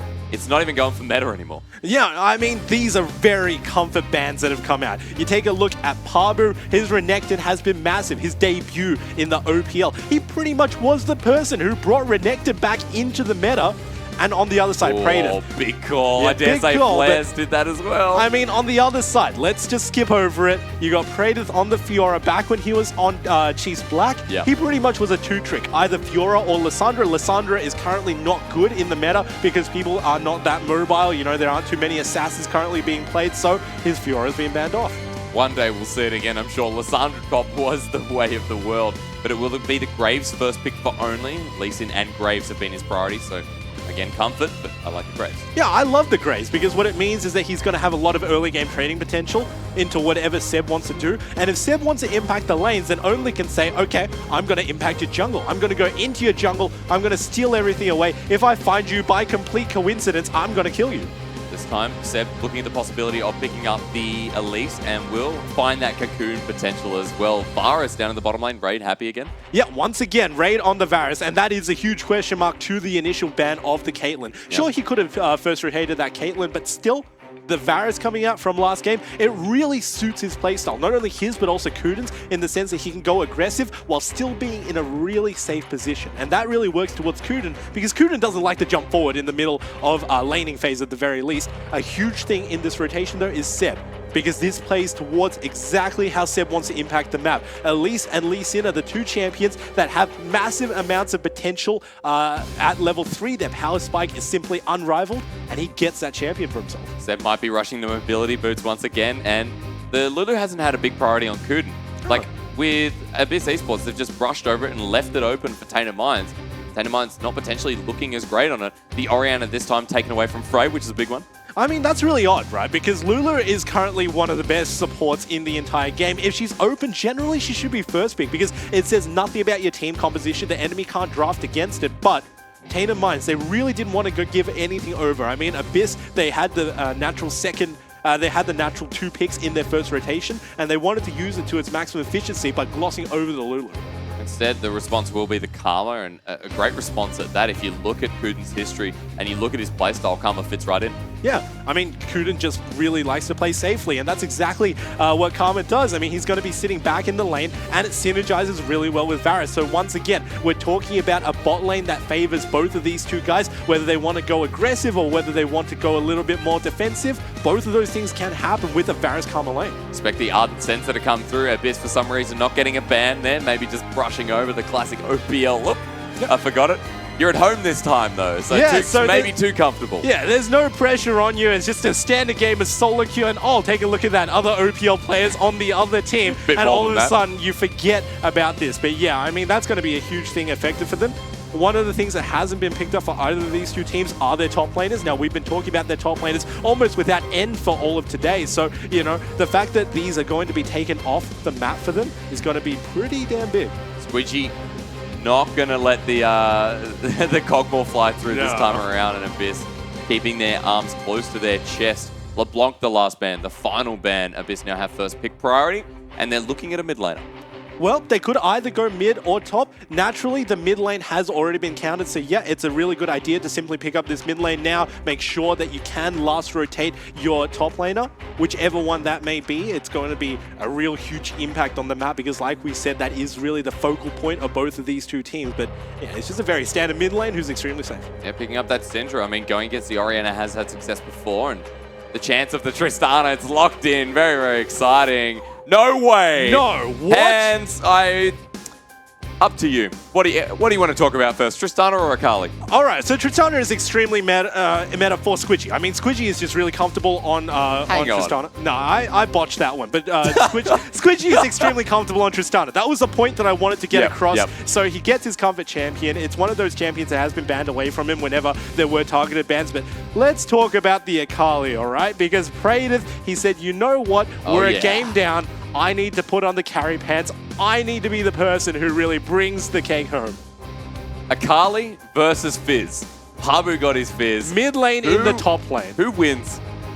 What is going to happen up there? It's a skill matchup. I mean, once they get to level 6, they're looking to completely 100-0 the other one. Yeah. Now, Akali has the natural pressure in order to get the 1v1 off onto Pabu. Naturally, you get 3 ultimates from your Akali, and what that means is that you've got a whole lot more AP scaling available for yourself. On the other side, Pabu really needs his 1 item power spike to get ahead, something that you don't generally get when you hit level 6. All you have is a Sheen, so naturally, you got to give it over to Praedyth. Is that Mendrick's top tank Akali? Is that going to be a tank Akali?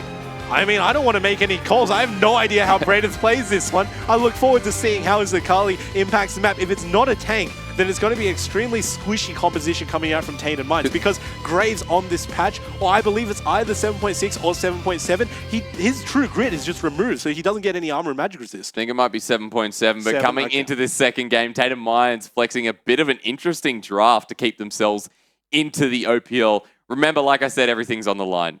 You fall away from this one, you start looking at the chance of going through that relegation tournament and versing the top 2 OCS teams and Exile 5.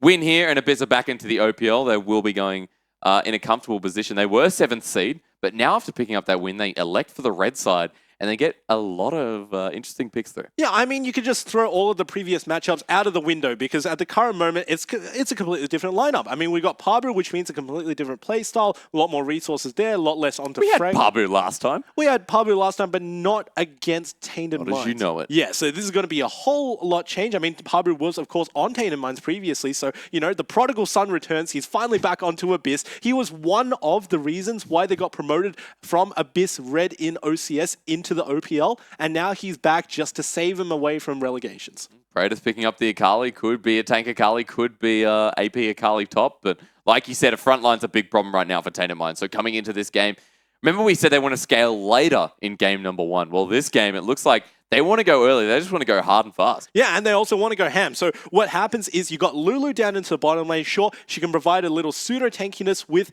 her wild growth. It knocks people up to make sure they can't do damage onto you. That's a little bit more tankiness as well for yourself. But all in all, it really will have to be an early game composition, because Fizz can go tanky in his own right. Akali, while she can, a lot of utility is lacking from it, and it's going to be really hard to execute in comparison. You can rush a Sunfire Cape. Sunfire Cape Akali top. Sunfire Titanic. No, into the Hextech Gunblade. Actually, yeah, Hextech is a pretty good build, but, you know, Titanic is as well if you want to tank in the top lane. Well, we'll have to see how it goes coming into this second game. Looking at the top lane is always going to be a priority, but again in the jungle, the Elise coming through from Seb. I mean, this guy has flexed his muscles in game number 1. No Lee Sin, no Rek'Sai. It's a Graves versus Elise. And it's a bit more of a bloody matchup. I mean, I just want to see how this matchup goes. Naturally, the 1v1, of course, does favor Graves if he decides to find Seb in his own jungle. But I doubt that it's going to be so impactful in that way, because, like we saw last game, Seb makes a lot of impact on the map. And in stark comparison, only was farming a lot of the time in Seb's jungle, admittedly, but still, that simply doesn't give you the same lead that you get by denying the enemy champions as well as giving gold to yourself. So, you know, as far as a Spider and a Shotgun go, the Spider can just hide in the lane. Or you could get a swatter and just win anyway. With Seb, expecting the mobility boots to come out, you know, when you get ahead, you look at the mobility boots, rush, and get a bit more priority around the map. Now that we're looking at the Elise versus Graves matchup, maybe a bit too exquisite coming into this, but I want to look at I want to look at the mid lane again. And I want to see that there's no Talia, which has jumped into meta, but this time the Orianna going over to Wizard. You're going to look at a different sort of mid lane. And it's just like, can Wizard perform as well as Frey did? Yeah, I mean, it's the Oceanic special. When somebody picks it, you just say, whatever you can do, I can do better. Picks up the Orianna for himself in the very first part of the pick phase, which means that Syndra had to be retaliated in the second part. Yep. No real mid lane is banned away, so that was the thing. Of course, LeBlanc was off the table, but that was pretty much it. I doubt we were going to see that one. So Syndra coming out, extremely standard going into an Orianna. It is just a skill matchup, but in the late game, the Orianna Shockwave is not to be underestimated. So Tainted Minds here, do you feel like their composition is a lot more early game, a lot more full throttle, like we were talking about before, and no tank? So you got to go hard? Absolutely. I mean, we're talking about players who are not only coming up from the OCS, but also coming a little bit down from the OPL right now. And you really got to take a look at the first weeks of the OPL as proof of this. If you don't have a tank in your composition, if you don't close it out by 30 minutes,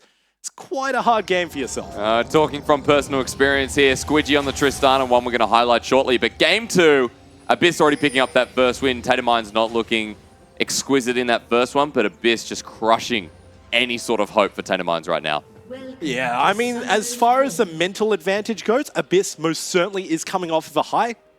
And that's really advantageous for this team. I mean, a team that has traditionally not done too well in the OPL, that is one of the reasons why they are coming into the relegation series. Of course, having that win under your belt, going into the second game of the series, it really does mean that they're going to have a lot more aggressive plays, and that really does suit their early game intercept.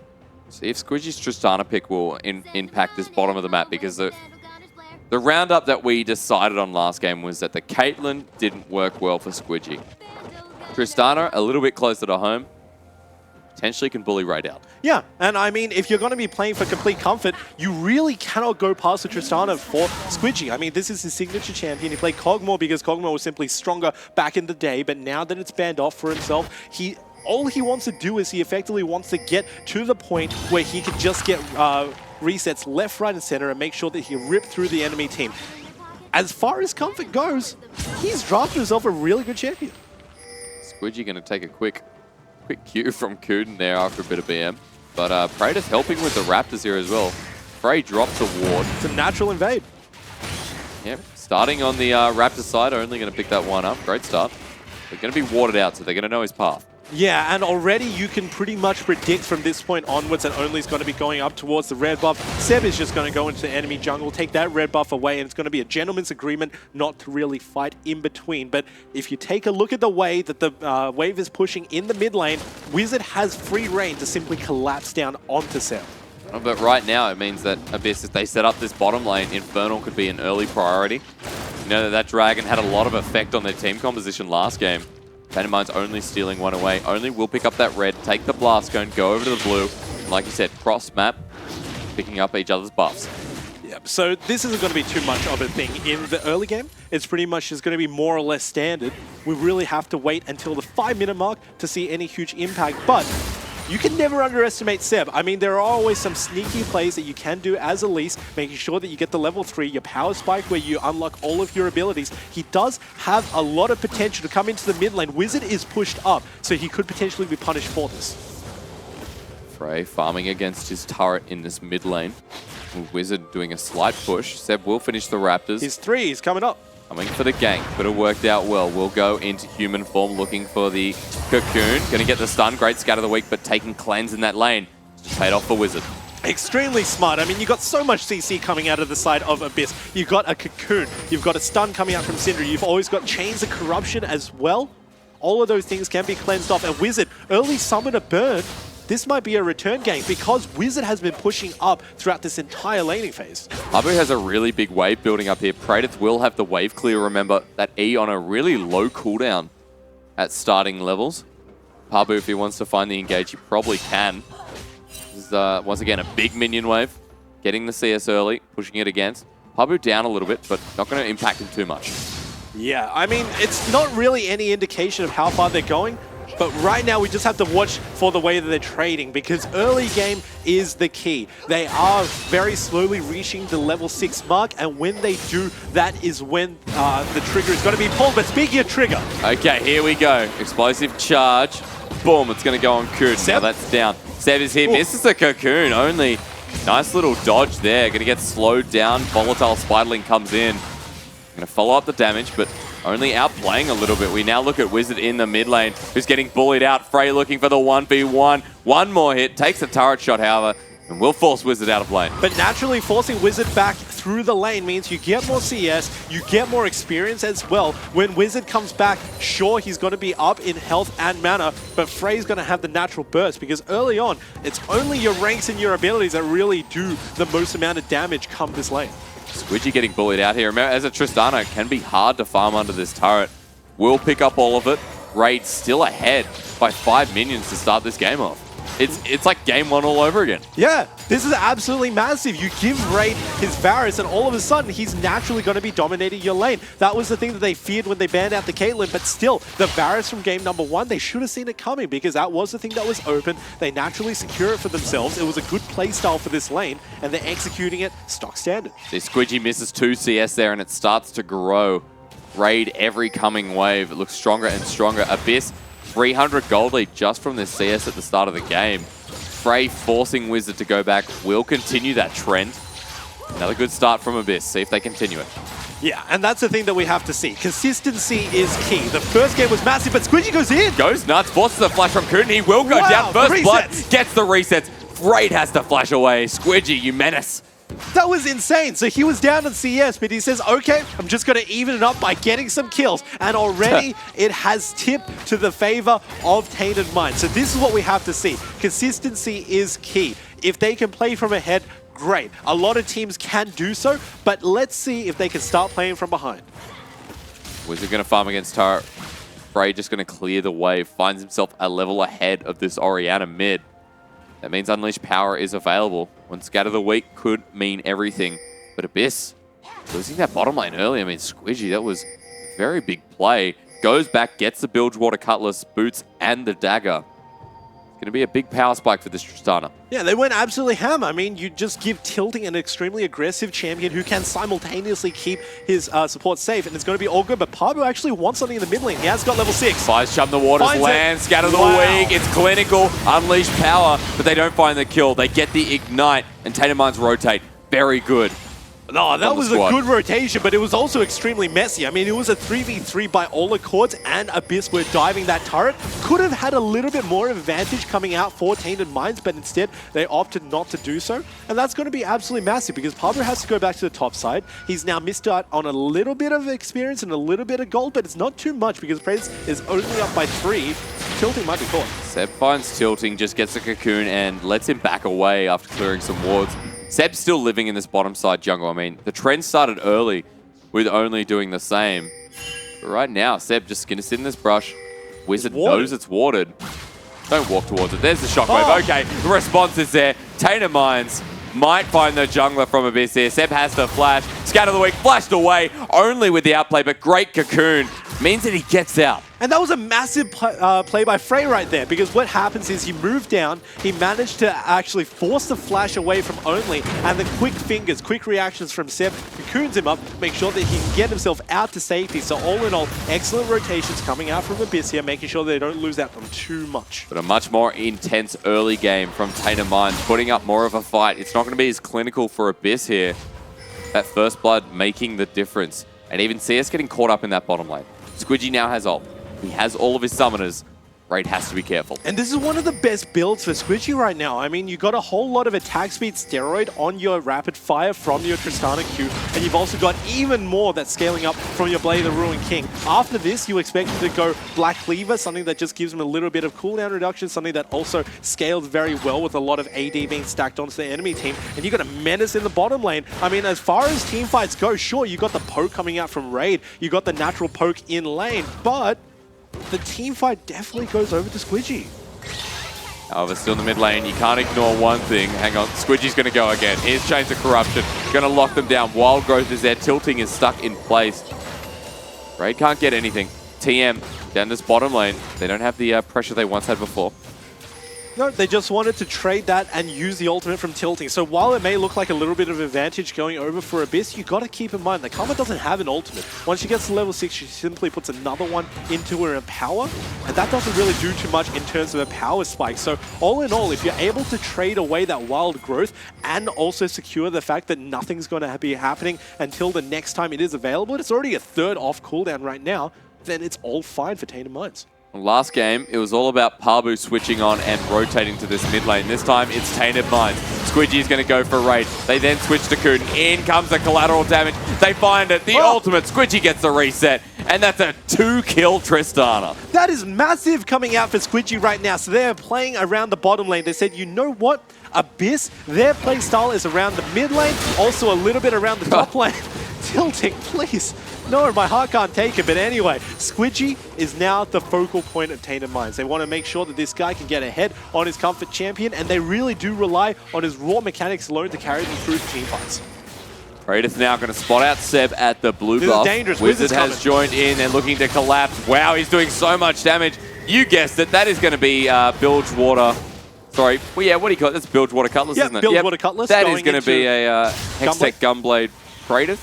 Curious to see if he goes tank after that or if he just goes for the Ninja Tabby and full AP Akali. Yeah, it's one of the best builds for Akali. I mean, if you want to go the damage route, pretty much what happens is it gives you a lot of sustain. Your passive gives you even more sustain from your auto attacks and also your heals. You're pretty much looking to out-sustain Pabu, but it's a really volatile lane because first of all, there's an Ignite coming out for the Fizz. What it means is that he's naturally going to have Grievous Wounds come down onto Praedyth if they ever do decide to duel. Another thing is Fizz doesn't really do damage to the point where you can heal it up. He does burst, and he is going to try to 100-0 Praedyth. Wizard dodges away from that Scatter the Weak. Early good start. Yes, English good. Tainted Minds have actually had a really impactful lane. Like, this is a lot better from Squidgy going on that Tristana, which hasn't had too much success in the past. Now look at it again. A flash comes through from Praedyth. Look at this. Pabu's going to follow it through. Seb's here as well. The response, a couple of too many turret shots, but Praedyth can't heal back up. Pabu gets a response top. And Seb was pretty much just cutting that one off. So yeah, it was just a good rotation all round. He pretty much just called it and said, you know what, Pabu, you got your ultimate. I'm going to come topside, make sure that you get a kill because this is an extremely volatile lane and that's going to be scaling towards Abyss. So two different sides of the map being affected by the junglers respectively. And we have to see which one is stronger because come these team fights, Pabu is going to have the natural ability to simply murder Squidgy if he can get his ultimate off. First turret is going to be uncontested. Even some chip damage in that mid lane at the trade of an Infernal Drake where the Tainted Minds find this word will now be there. Raid walks in, has to flash away, has the heal available, uses the ultimate. He had heal. No, he didn't. No, that's because I'm dumb. Okay, 3 kills for Tristana. Yeah, I mean, this Tristana is massive right now. Sure, you can talk about assassinating her, but what if she assassinates you as a Fizz who's not building too much damage, as somebody who's opted to go for a Spirit Visage first just to out-survive Praedyth? It could be bigger than you'd expect. Pabu comes in with a teleport, make sure that turret stays up for a little bit while longer. Tainted Minds back off, and although they get that kill, the gold is still going towards Abyss. They give a lot of earned gold towards Pabu. Praedyth is a menace. However, you look at Pabu, he's got Spirit Visage. He's got that kill, and he's still building himself up. Tainted Minds were excited for their early game, but Abyss is still holding strong. Yeah, I mean, this is really the playstyle of Abyss, right? You give a whole lot of resources over to Pabu. Unfortunately, the first turret advantage was not solo onto Pabu, so it was taken a little bit by Seb as well, but nonetheless, kill going over to Pabu, first turret as well. That's going to be a massive lead for this top lane, and you really will have to see how he affects the team fights from this point onwards, because he's got a lot of tankiness. He's not looking to just outright 100-0 someone. He's looking more to sustain.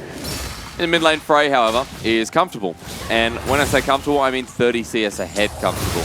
This guy hasn't been touched this game, and this is the repercussions. Wizard is forced to farm in a very defensive capability. Abyss are rotating. That's right, the teleport is here. Seb's going to walk through this lane. Ball's not going to reach for the shockwave, and that situation is just diffused. I mean, that was a really awkward teleport coming in from Praedyth. They simply had the path to get out to safety, and he burns a really crucial spell. Now, the top lane is going to be pushing towards them even further, and they need to respond to this because Pabu is becoming a little bit of a menace. You can see Frey there on only. Speaking of menaces, was doing a lot of damage. I mean, one Unleashed Power could be it. Morellonomicon picked up for this Syndra, going to have the sustain, going to have the damage. And going to neglect the Blade of the Ruined King on Squidgy right now. Take away some of that healing. And the Tristana has 3 kills, has an accelerated build path.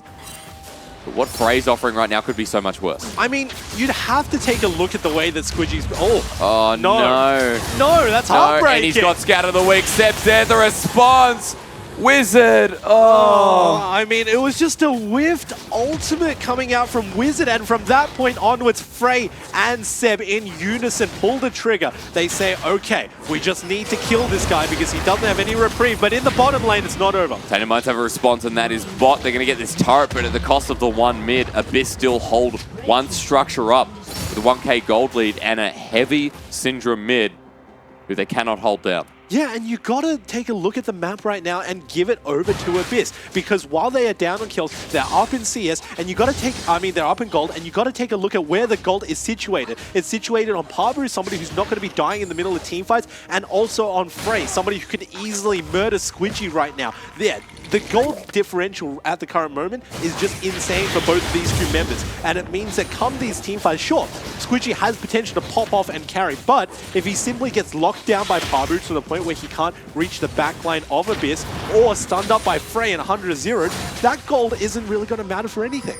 I mean, both members have weaknesses there, and Frey and Squidgy alike, if they get taken out first, it's an opportunity for either team to really just pinball the rest of the team fight. Praedyth is scaling, but the natural scaling of Fizz cannot be overlooked. He has Ignite, he has Teleport.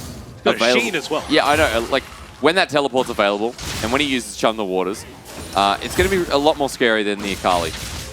Yeah, especially onto a Squidgy champion. I mean, you got both you got Akali, you got Wizard, and you also got Squidgy that you can really target. I should have said Praedyth in the top lane, but still, my point stands in the fact that if you land any of those, it's going to be so punishing over the Tainted Minds. And this is what happens when you draft a composition without a tank. If nobody can really walk into the fish to make sure that they can bring it away from the rest of their team members, then it's just going to be absolutely punishing in terms of a zone tool. Tainted Minds have come topside. They know they're all there because of the ward. But Abyss are down bottom here. I said he was going to get the mobility boots, and I didn't lie. He sees Praedyth. This bottom lane turret is next. Abyss going to trade off turrets once again. Yeah, I mean, he's just a utility player. But hey, speaking of which, Tainted Minds, they have the natural push to the top lane. They do have more damage from this AD carry. Of course, a Fizz and an Elise aren't going to beat this Tristana. They continue it on. Abyss eventually traded off. Gold is still at that 1k, but tier 2 now under threat by TM. I mean, TM can just take a look at bottom lane and say, okay, neither of them are going to back off. So what it means is that they can just push as normal. If the situation doesn't change, then these turrets can continue to go over for Tainted Minds. They actually opt not to do it though, and that could be a little bit disadvantageous because this game of chicken, Abyss, they're not playing. No, they're going to take the tier 1 mid lane. As a response, Tainted Minds may have just whiffed the ball on this one again. Abyss get bottom. Tier 2, open up the map even more. It's really odd. I mean, if you're going to be playing chicken, you got to call it, and teleport comes in from Pabu. They don't even get the turret. Pabu using the teleport, definitely worth. Now going to follow this one up. Chum the Waters available. Cocoon misses. Seb doesn't really need to worry about that because Abyss still saved that mid lane turret. Okay, so at the current moment, everything is pretty much reset to the point where these guys can go back, they can get their fresh items from that massive gold lead that they've accrued for themselves. But Wizard is caught. Yeah, flashes away. Interesting. A little bit too defensive. I mean, he could have got out to safety, but he didn't want to risk it. And all in all, you've got to take a look at the way that Abyss is scaling at the current moment. They're sitting very comfortable. They've just pushed down 2 turrets in the bottom lane for effectively 1 in the top side. That game of chicken should have been won by Tainted Minds. They should have just kept on pushing in the top side, got a second turret as well. Pabu after stealing away the blue as well. We'll be looking at this dragon with the rest of Abyss. Tilting is there on the side. I have seen Lulu stills, but that is in Korea, and this is Oceania. Speaking of Oceania, Drake will go down. That's going to be the second dragon of the game. Next one going to be Infernal. Tainted Minds have another look at this turret. They just can't get it. No, I mean, tilting is caught. Oh, the ultimate comes through. Wild Growth flashes over the wall. The poke, if that was lethality Varus, it would have been all over. But it is not. No, it's a Blade of the Ruined King Varus. It's the strongest build right now, and you have to take a look at the difference between these two ADCs. Because one's gone for the Berserker's Greaves, it means that Squidgy just wants to murder people. On the other side, Ray doesn't want to get murdered. I mean, he's gone for the Ninja Tabi, which means that he's going to be reducing a lot of damage coming out from Squidgy. He also got Praedyth, somebody who's going to be diving on him, a lot of auto attacks as well as only. He just wants to make sure that he can survive, and in stark contrast, you're not going to be building towards the point where you're going to be auto-attacking that much with Blade of the Ruined King. It's really when other people get in your grill that you're going to be using Blade of the Ruined King. You're still going to be poking out with your Q. It's just not as effective. Squidgy is 3 kills ahead right now and has a full item over Raid. So not the strongest second game, however, he's only died once. And you have to give it to the Abyss lineup, although there's been a lot of pressure from TM. They've held their own. They've looked like the more experienced lineup. 2k gold is almost the difference between these two teams, and not in the way you would expect. 4 turrets to 2, they've picked up a dragon, Abyss looking strong, and they owe it all to Frey right now. He's ahead by 50 CS and almost a second item. Yeah, Frey is really the crux of the team right now. He has to be the playmaker come the next fight. If he can make sure that he can get his stun off onto Squidgy, then that will really be the turning point of the fight. Otherwise, it could be a little bit punishing. Stark contrast to game 1, it is still slow. We get to the 20-minute mark and it's only 5 deaths on the board. Pabu's going to rotate around this mid. TM must know this is going on. Seb not standing on a ward, but Squidgy, if he blind checks here, he is going to die. No, just uses The far side orb, good pick. Not too much. Turret is going to be sieged up once again by Abyss. Shockwave's there, they Ray. find Ray, they get the Thunderlord's proc. Collateral damage, but great mantra on the Defiance. Will save his life. Yeah, I mean, this is really the story of Raid. Once he gets ahead, he knows exactly what to do. His team play around him and he can poke out. Once he gets behind, some of his positioning looks a little bit shoddy, as we can see in this game right now. And he just gets caught out by that Shockwave. I mean, very fortunate for him that Wizard is not the most fed champion at the current moment, or else it could have definitely gone a different way. But he really does need to watch his positioning in these sieges. Seems like a repetition, except last time it was Abyss for about 10 waves, trying to get that mid lane, first tier turret. TM now positioning mid for another attempt. Can they get it this time? Can they make it? We'll find out next year. Well, Tainted Minds don't necessarily have the gold advantage to simply throw money at the turret and hope that some of the coins chip it away. Oh, But do they? No, one more hit. I told you, Oh, it's Derek's. God, no. Look at it. Look at the turret. There it is. Thank you, Observe. Close shaves for TM. I mean, a small breeze could effectively destroy that turret at the moment, but a turret up is still a turret up, and what that means is that the latent gold is not unlocked for Tainted Minds. So all of that gold still residing within Abyss's hands, and they're furiously trying to defend it away. I mean, so far, their wave clear is doing a really good job. However, it will not regenerate, so an opportunity to just finish it off, get a bit more gold, like you said. TM still holding on with a grasp. At this time last game, this was not the case. The game was almost over, and Abyss taking it out fluently against these guys. Second game has been an improvement. To stay in the OPL, of course, they will need the win, and they will need the win in Game 3. Tainted Minds fighting hard. That turret mid, I believe, finally goes down. Eventually. Gold will now be a narrow 1K, not even that. We're looking at 500 gold between these two teams. I mean, at 22 minutes, that is way too close to call. And once again, the huge difference between both of these two teams from game number 1 and game number 2 is their farming. Because Tainted Minds right now, they're not making desperation plays around the map simply because they're not behind, but Wizard is caught. Okay, so he's up against the turret. The Ignite coming through. He has Trinity Force. There's going to be the damage. A flash in the end, and they'll secure it. Tainted Minds, that is big. They now rotate top. Bradith has got a bit of a speed boost. Going to come through with the Twilight Assault. Goes first onto Seb. He's the member. Wild Growth coming in. Seb repels into the air. Pabu gets exhausted. He comes back down. He will go down. Pabu now has the 1v2. Playful Trickster comes in. Polymorph. A flash from Tilting. Will it be enough? Yes, it will. He's taken the Blast Cone. Where is the Playful Trickster? He follows the wall. He gets slowed down. Glitter Lance keeps him alive, and Tilting lives on. But that's not even the main part of that fight. Oh no, only doesn't get caught. No, he does. Missing ultimate. Scatter the Weak has to flash away. All right, so looking back over at what happened in the top lane, Pradith is very slowly becoming a menace. He's finally got his very first kill of the game, and that is really going to be a huge punishment for Abyss. Take a look at his items right now. He's got a Negatron Cloak for the MR, and he's also got a Seeker's Arm Guard for the armor. So what that means is that he's got to be deceptively tanky going to the middle of the team. It's effectively a budget GA without the active. And another thing that you got to take a look at is the fact his Gunblade is complete. So what this means is that he'll be healing up from the little damage that he'll be taking from the enemy team. This is pseudo tank, and he's really making it work. Like we said before, you've also got Tilting with the ultimate who can knock him up. So all things are naturally going towards the favor of Tainted Minds if they want to take another team fight. It will have to be up to Abyss to dictate where in order to get the advantages. Third Drake is going to be an Infernal. Like we said, Abyss have the opportunity here. They're going to pull it out, look to re-engage. Frey's huge right now. I mean, he's almost got 100 CS over Wizard. It's growing ever more. And Infernal's going to be locked in. Next one's going to be another Infernal Drake. Abyss start rotating mid.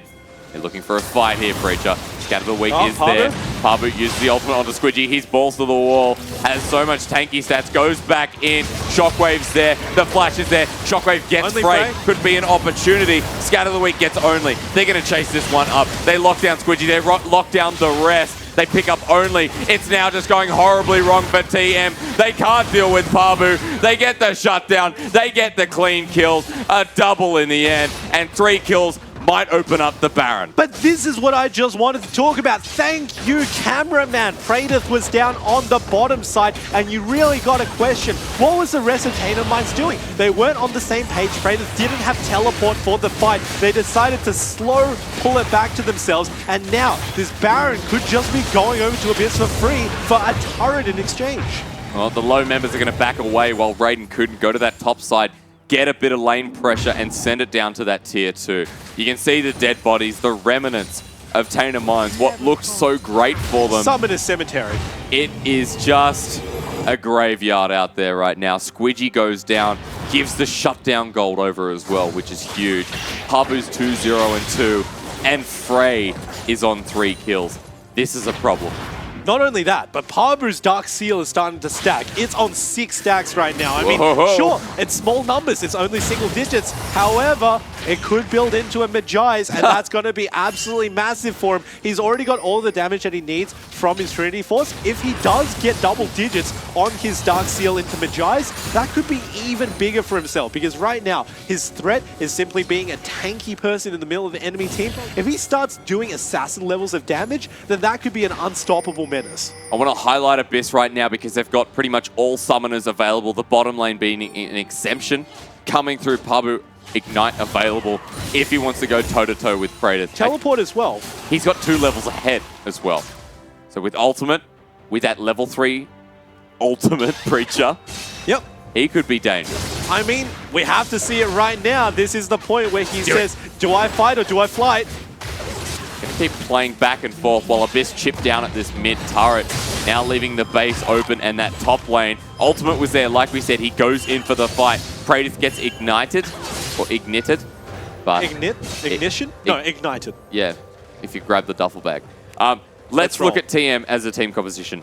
How do they scale into this mid-game? How do they bring themselves back? I mean, their whole focal point is on Squidgy, keeping Squidgy safe as well as tilting. Another huge thing that they need to do is make sure that Praedyth goes into the middle of the enemy team. Praedyth is effectively the ball delivery system for Wizard at the current moment, and you've also got tilting to keep him safe. So everything, in theory, comes together for them, but because there's a Baron buff, their wave clear is extremely sparse. Wizard cannot wave clear, Only is having a hard time, and they need to have Squidgy be the person who does it. So all in all, giving up the Baron could be much worse than initially expected for themselves. There's Pabu just going straight for the turret. He's tanky enough, but not tanky enough to continually deal with Praedyth. He's going to clear the wave, use the rest of TM to pressure him down here. Pabu low on mana, but the rest of Abyss are sitting outside the vision wave for TM right now. They're going to over-rotate, and they're going to beat them to the chase. The turret's going to go down. I mean, take a look at this. All outer turrets are now down for the side of Tainted Minds. 6 turrets over to Abyss. That is a massive gold lead. And there are still 2 turrets with latent gold standing for Tainted Minds to take down on Abyss's side. Take a look at the gold differential right now. A huge part of it is Pabu being ahead, and another one is also Frey on 4K in the lead. It's too much to deal with right now. Sure, Squidgy may be ahead on this Tristana and playing exceptionally well, but plays like that come through. Ultimate flashes everywhere. Redemption going to heal TM back up, but the turret siege continues. Only's locked down. Unleashed power doesn't finish him off. Great wild growth. There's their Redemption, and Abyss still look healthy. Yeah, I mean, right after all of that, you can use Redemption not as a combat ability, but simply as a reset tool, get everybody back ahead. They still got the Baron buff, TM don't, and they're going for the siege.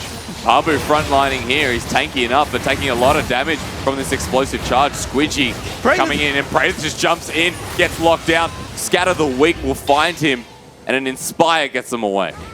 So all in all, they start to break the base of Tainted Minds, and not too much in response from TM. Praedyth came in from the side. He tried to find an assassination, but he thought twice about it, and he actually determined that he would have pretty much got 100 zeroed if he decided to continue with it. Gets out to safety, but loses the turret in the process. Feels like right now Abyss are a much better team put together than Tainted Minds. Synergy in this lineup has been huge with Seb. And we've got to note his series, that it has been consistent. It has been punishing for Tainted Minds.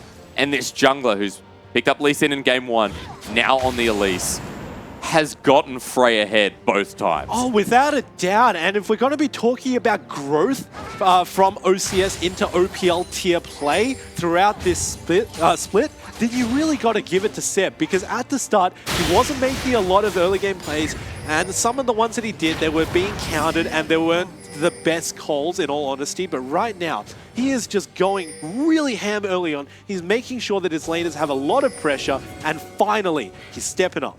Not to take away from Frey, however, because this guy's solo lane has been huge. Squidgy's caught out, gets knocked halfway through the air. He will go down, potentially. Wild Growth has come in. There's the rocket jump. Away, kiting, tilting, ult. Yuck. Another person goes down. Abyss is still sieging through. The Orianna's been taken through off your screen. Cocoon misses, but Raid flashes. There's the Twilight Assault. In comes Praetor in the back of that wave. Abyss are a little bit too scared. I mean, this could actually go really well for Praetor. Take a look. He was pretty much on no HP, and now he's on half just from one minion wave. He's cutting off all supply, but they don't care. Abyss, they just want their raw damage onto this inhibitor. Got an open inhibitor, and we're going to talk up Squidgy Boy, but he's almost getting caught out once again. Poked down. Pabu gets the proc. The exhaust is there. Scatter of the week, a double kill. The inhibitor will open up, and again, the fights don't go well for TM. And it's just the same story over and over again. Praetor not with his team. Praetor doesn't have teleport either. And the rest of Abyss, they capitalize off of it. They make very crisp calls, and they just say it's a 4v5. We can beat them with raw numbers alone. They just keep on getting these team fight advantages. Their third dragon of the game. Double Infernal, if I believe, if not third. But locking that one down. The gold developing so much for Abyss right now. I want to come back to my Frey point, because we were in the middle of talking him up. We said at the start of the series, his individual lane is fantastic. Like, his solo lane is just great. So, now that we've got a minute, 4-0-1, 3 items, and every single game has been a testament to how hard this guy is to verse in the laning phase. Yeah, and not only that, but before, when he got gold lead, sometimes he failed to transition him. His team didn't play around him, and he couldn't put down his damage in the middle of sieges, in the middle of fights as well. Now it's a whole different story. He's flicked the switch and he said, okay, this is do or die. I'm going to finally get myself back into the OPL. And he's doing it in really great fashion. Take a look at the way that he's had kill participation both in the first game and second game as well. His zoning potential on both Orianna and Syndra are unrivaled. Now Abyss Esports have the Baron live. Ready to go. 10-4 is the score. Roger that. 8k gold lead. A lot of structure bonus. And a Fizz that is just annoying to deal with. Yeah, I mean, the whole gimmick that Tainted Minds drafted for themselves was Praetor in the side lane, but if Pabu can match him and even beat him in it, then all of a sudden that's gone for them. Oh, Squidgy! Oh, no. Walks blind. There's a Chains of Corruption. Bit of burn damage coming through. Saved by Command Protect. It'll be enough for Abyss. It'll be more than enough. They're going towards the Baron, Derek. This is massive. I mean, forcing Squidgy out of the fight, the most fed person on Tainted Minds, gone for the Baron. There's no contest. Abyss have this one hand over heart and say, I object to you, Baron. Big Purple Worm's going to go down. Gold is going to keep jumping on forward. Abyss now go top. Look to open up the base even more. I didn't get that joke. Did you mean objectives in objectives? Nope, I have no idea what I say half the time. I'm glad you asked, but I have... Do you think I'm not a monkey?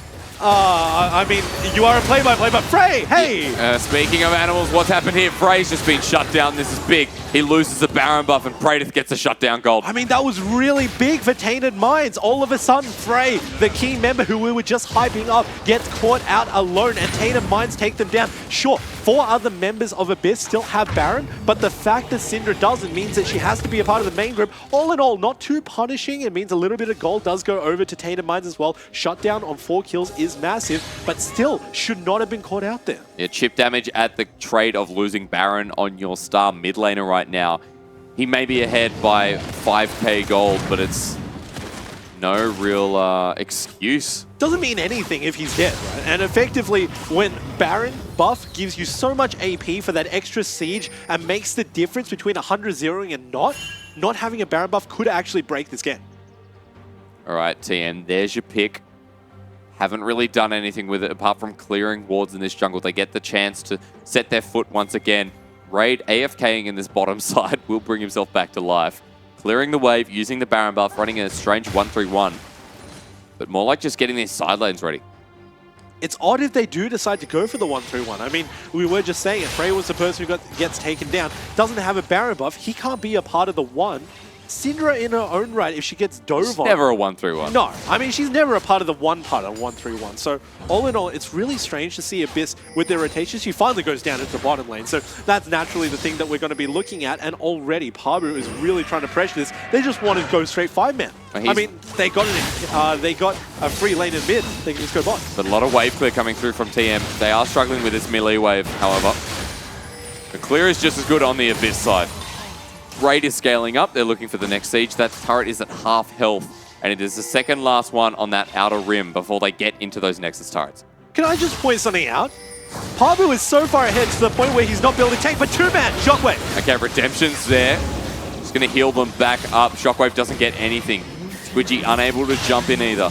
Okay, that's a little bit punishing, but going back to my point, Pablo is so far ahead, he doesn't even need to build tank anymore. He's gone for both sustain and damage at the same time in Blade of the Ruined King. 2 damage items for Fizz. If he's allowed the freedom to do this, then it really does mean that a whole lot is going bad for Tainted Minds. And speaking of which, take a look at this siege. He's just going to rotate bottom side. Pabu's there, Chum the Waters is going to hit 2 people. Not only secures himself, Tilting gets hit as well. He's locked down. Pabu's jumped in, and Raid is going nuts. Tilting has to force himself away. Praetor's trying to be the hero that Gotham deserves, but no, they can't. Outplayed by Frey. Great scat of the week. Raid will pick that kill up. Pabu's in the backline. Unkillable, unstoppable, undestroyable. Abyss Esports will be going back to the OPL, and Tainted Minds have to fight to save themselves from going to the OCS. And what an absolute menace Frey has been throughout this series. A very clean 2-0 for Abyss right now. Secures them a place in the OPL. Make sure that they stay out of the relegation tournament. Barely showed their faces and already they're back in. And you really got to give it over. We were asking it at the start of the day. Can Frey evolve to the point where he not only gets 1v1 advantages, but transition it? Hell yeah. Abyss Esports taking themselves back into the OPL. Very well deserved. I mean, we saw a totally new team, and when going up against that Tainted Minds roster, it made them look like a much better team. So looking into that next split, they will not be, of course, going into that reverse gauntlet, which we'll talk about a little bit later, but they keep themselves safe. And this is big, because I think Pabu deserves it. Frey deserves it as well, and there's a lot of skill on that lineup. Yeah, and they did a whole 180 because they didn't perform the best come the regular OPL split. They bring in Pabu, the person who left all the way at the start when they first qualified for the OPL, and now take a look at them. They have never looked better. They've completely changed up their play style, moved from mid lane oriented resource dominance to top lane oriented resource dominance, and they just really look like a team possessed in this series because they wanted back in, and against Tainted Minds, they finally find their place. All right, Tainted Minds now going into the rest of this tournament, which will continue over the next couple of days and next week as well. What do they have to do to stay safe? I mean, Tainted Minds right now, they just need to first of all draft safe, because in the second game, I actually really like their draft in the bottom lane. Don't give Squidgy something that's extremely meta to the point where he's not comfortable on it. Give him something that he really likes to play. This Tristana was massive. We're talking about the micro here. His individual mechanics were on point. Give him either that or Cogmore, something that we know he can play, and just let him dominate from that point onwards. Other than that, he might have a little bit of a problem, and you can very clearly see that Tainted Minds, they want to play around him. Well, big congratulations to Abyss. However, more League of Legends action in under 2 hours. The OPL Gauntlet will kick off 5 p.m. live. You should not go anywhere. I've been Hysterics, and Preach is next to me as well. We'll see you tomorrow, but stick around for the Gauntlet.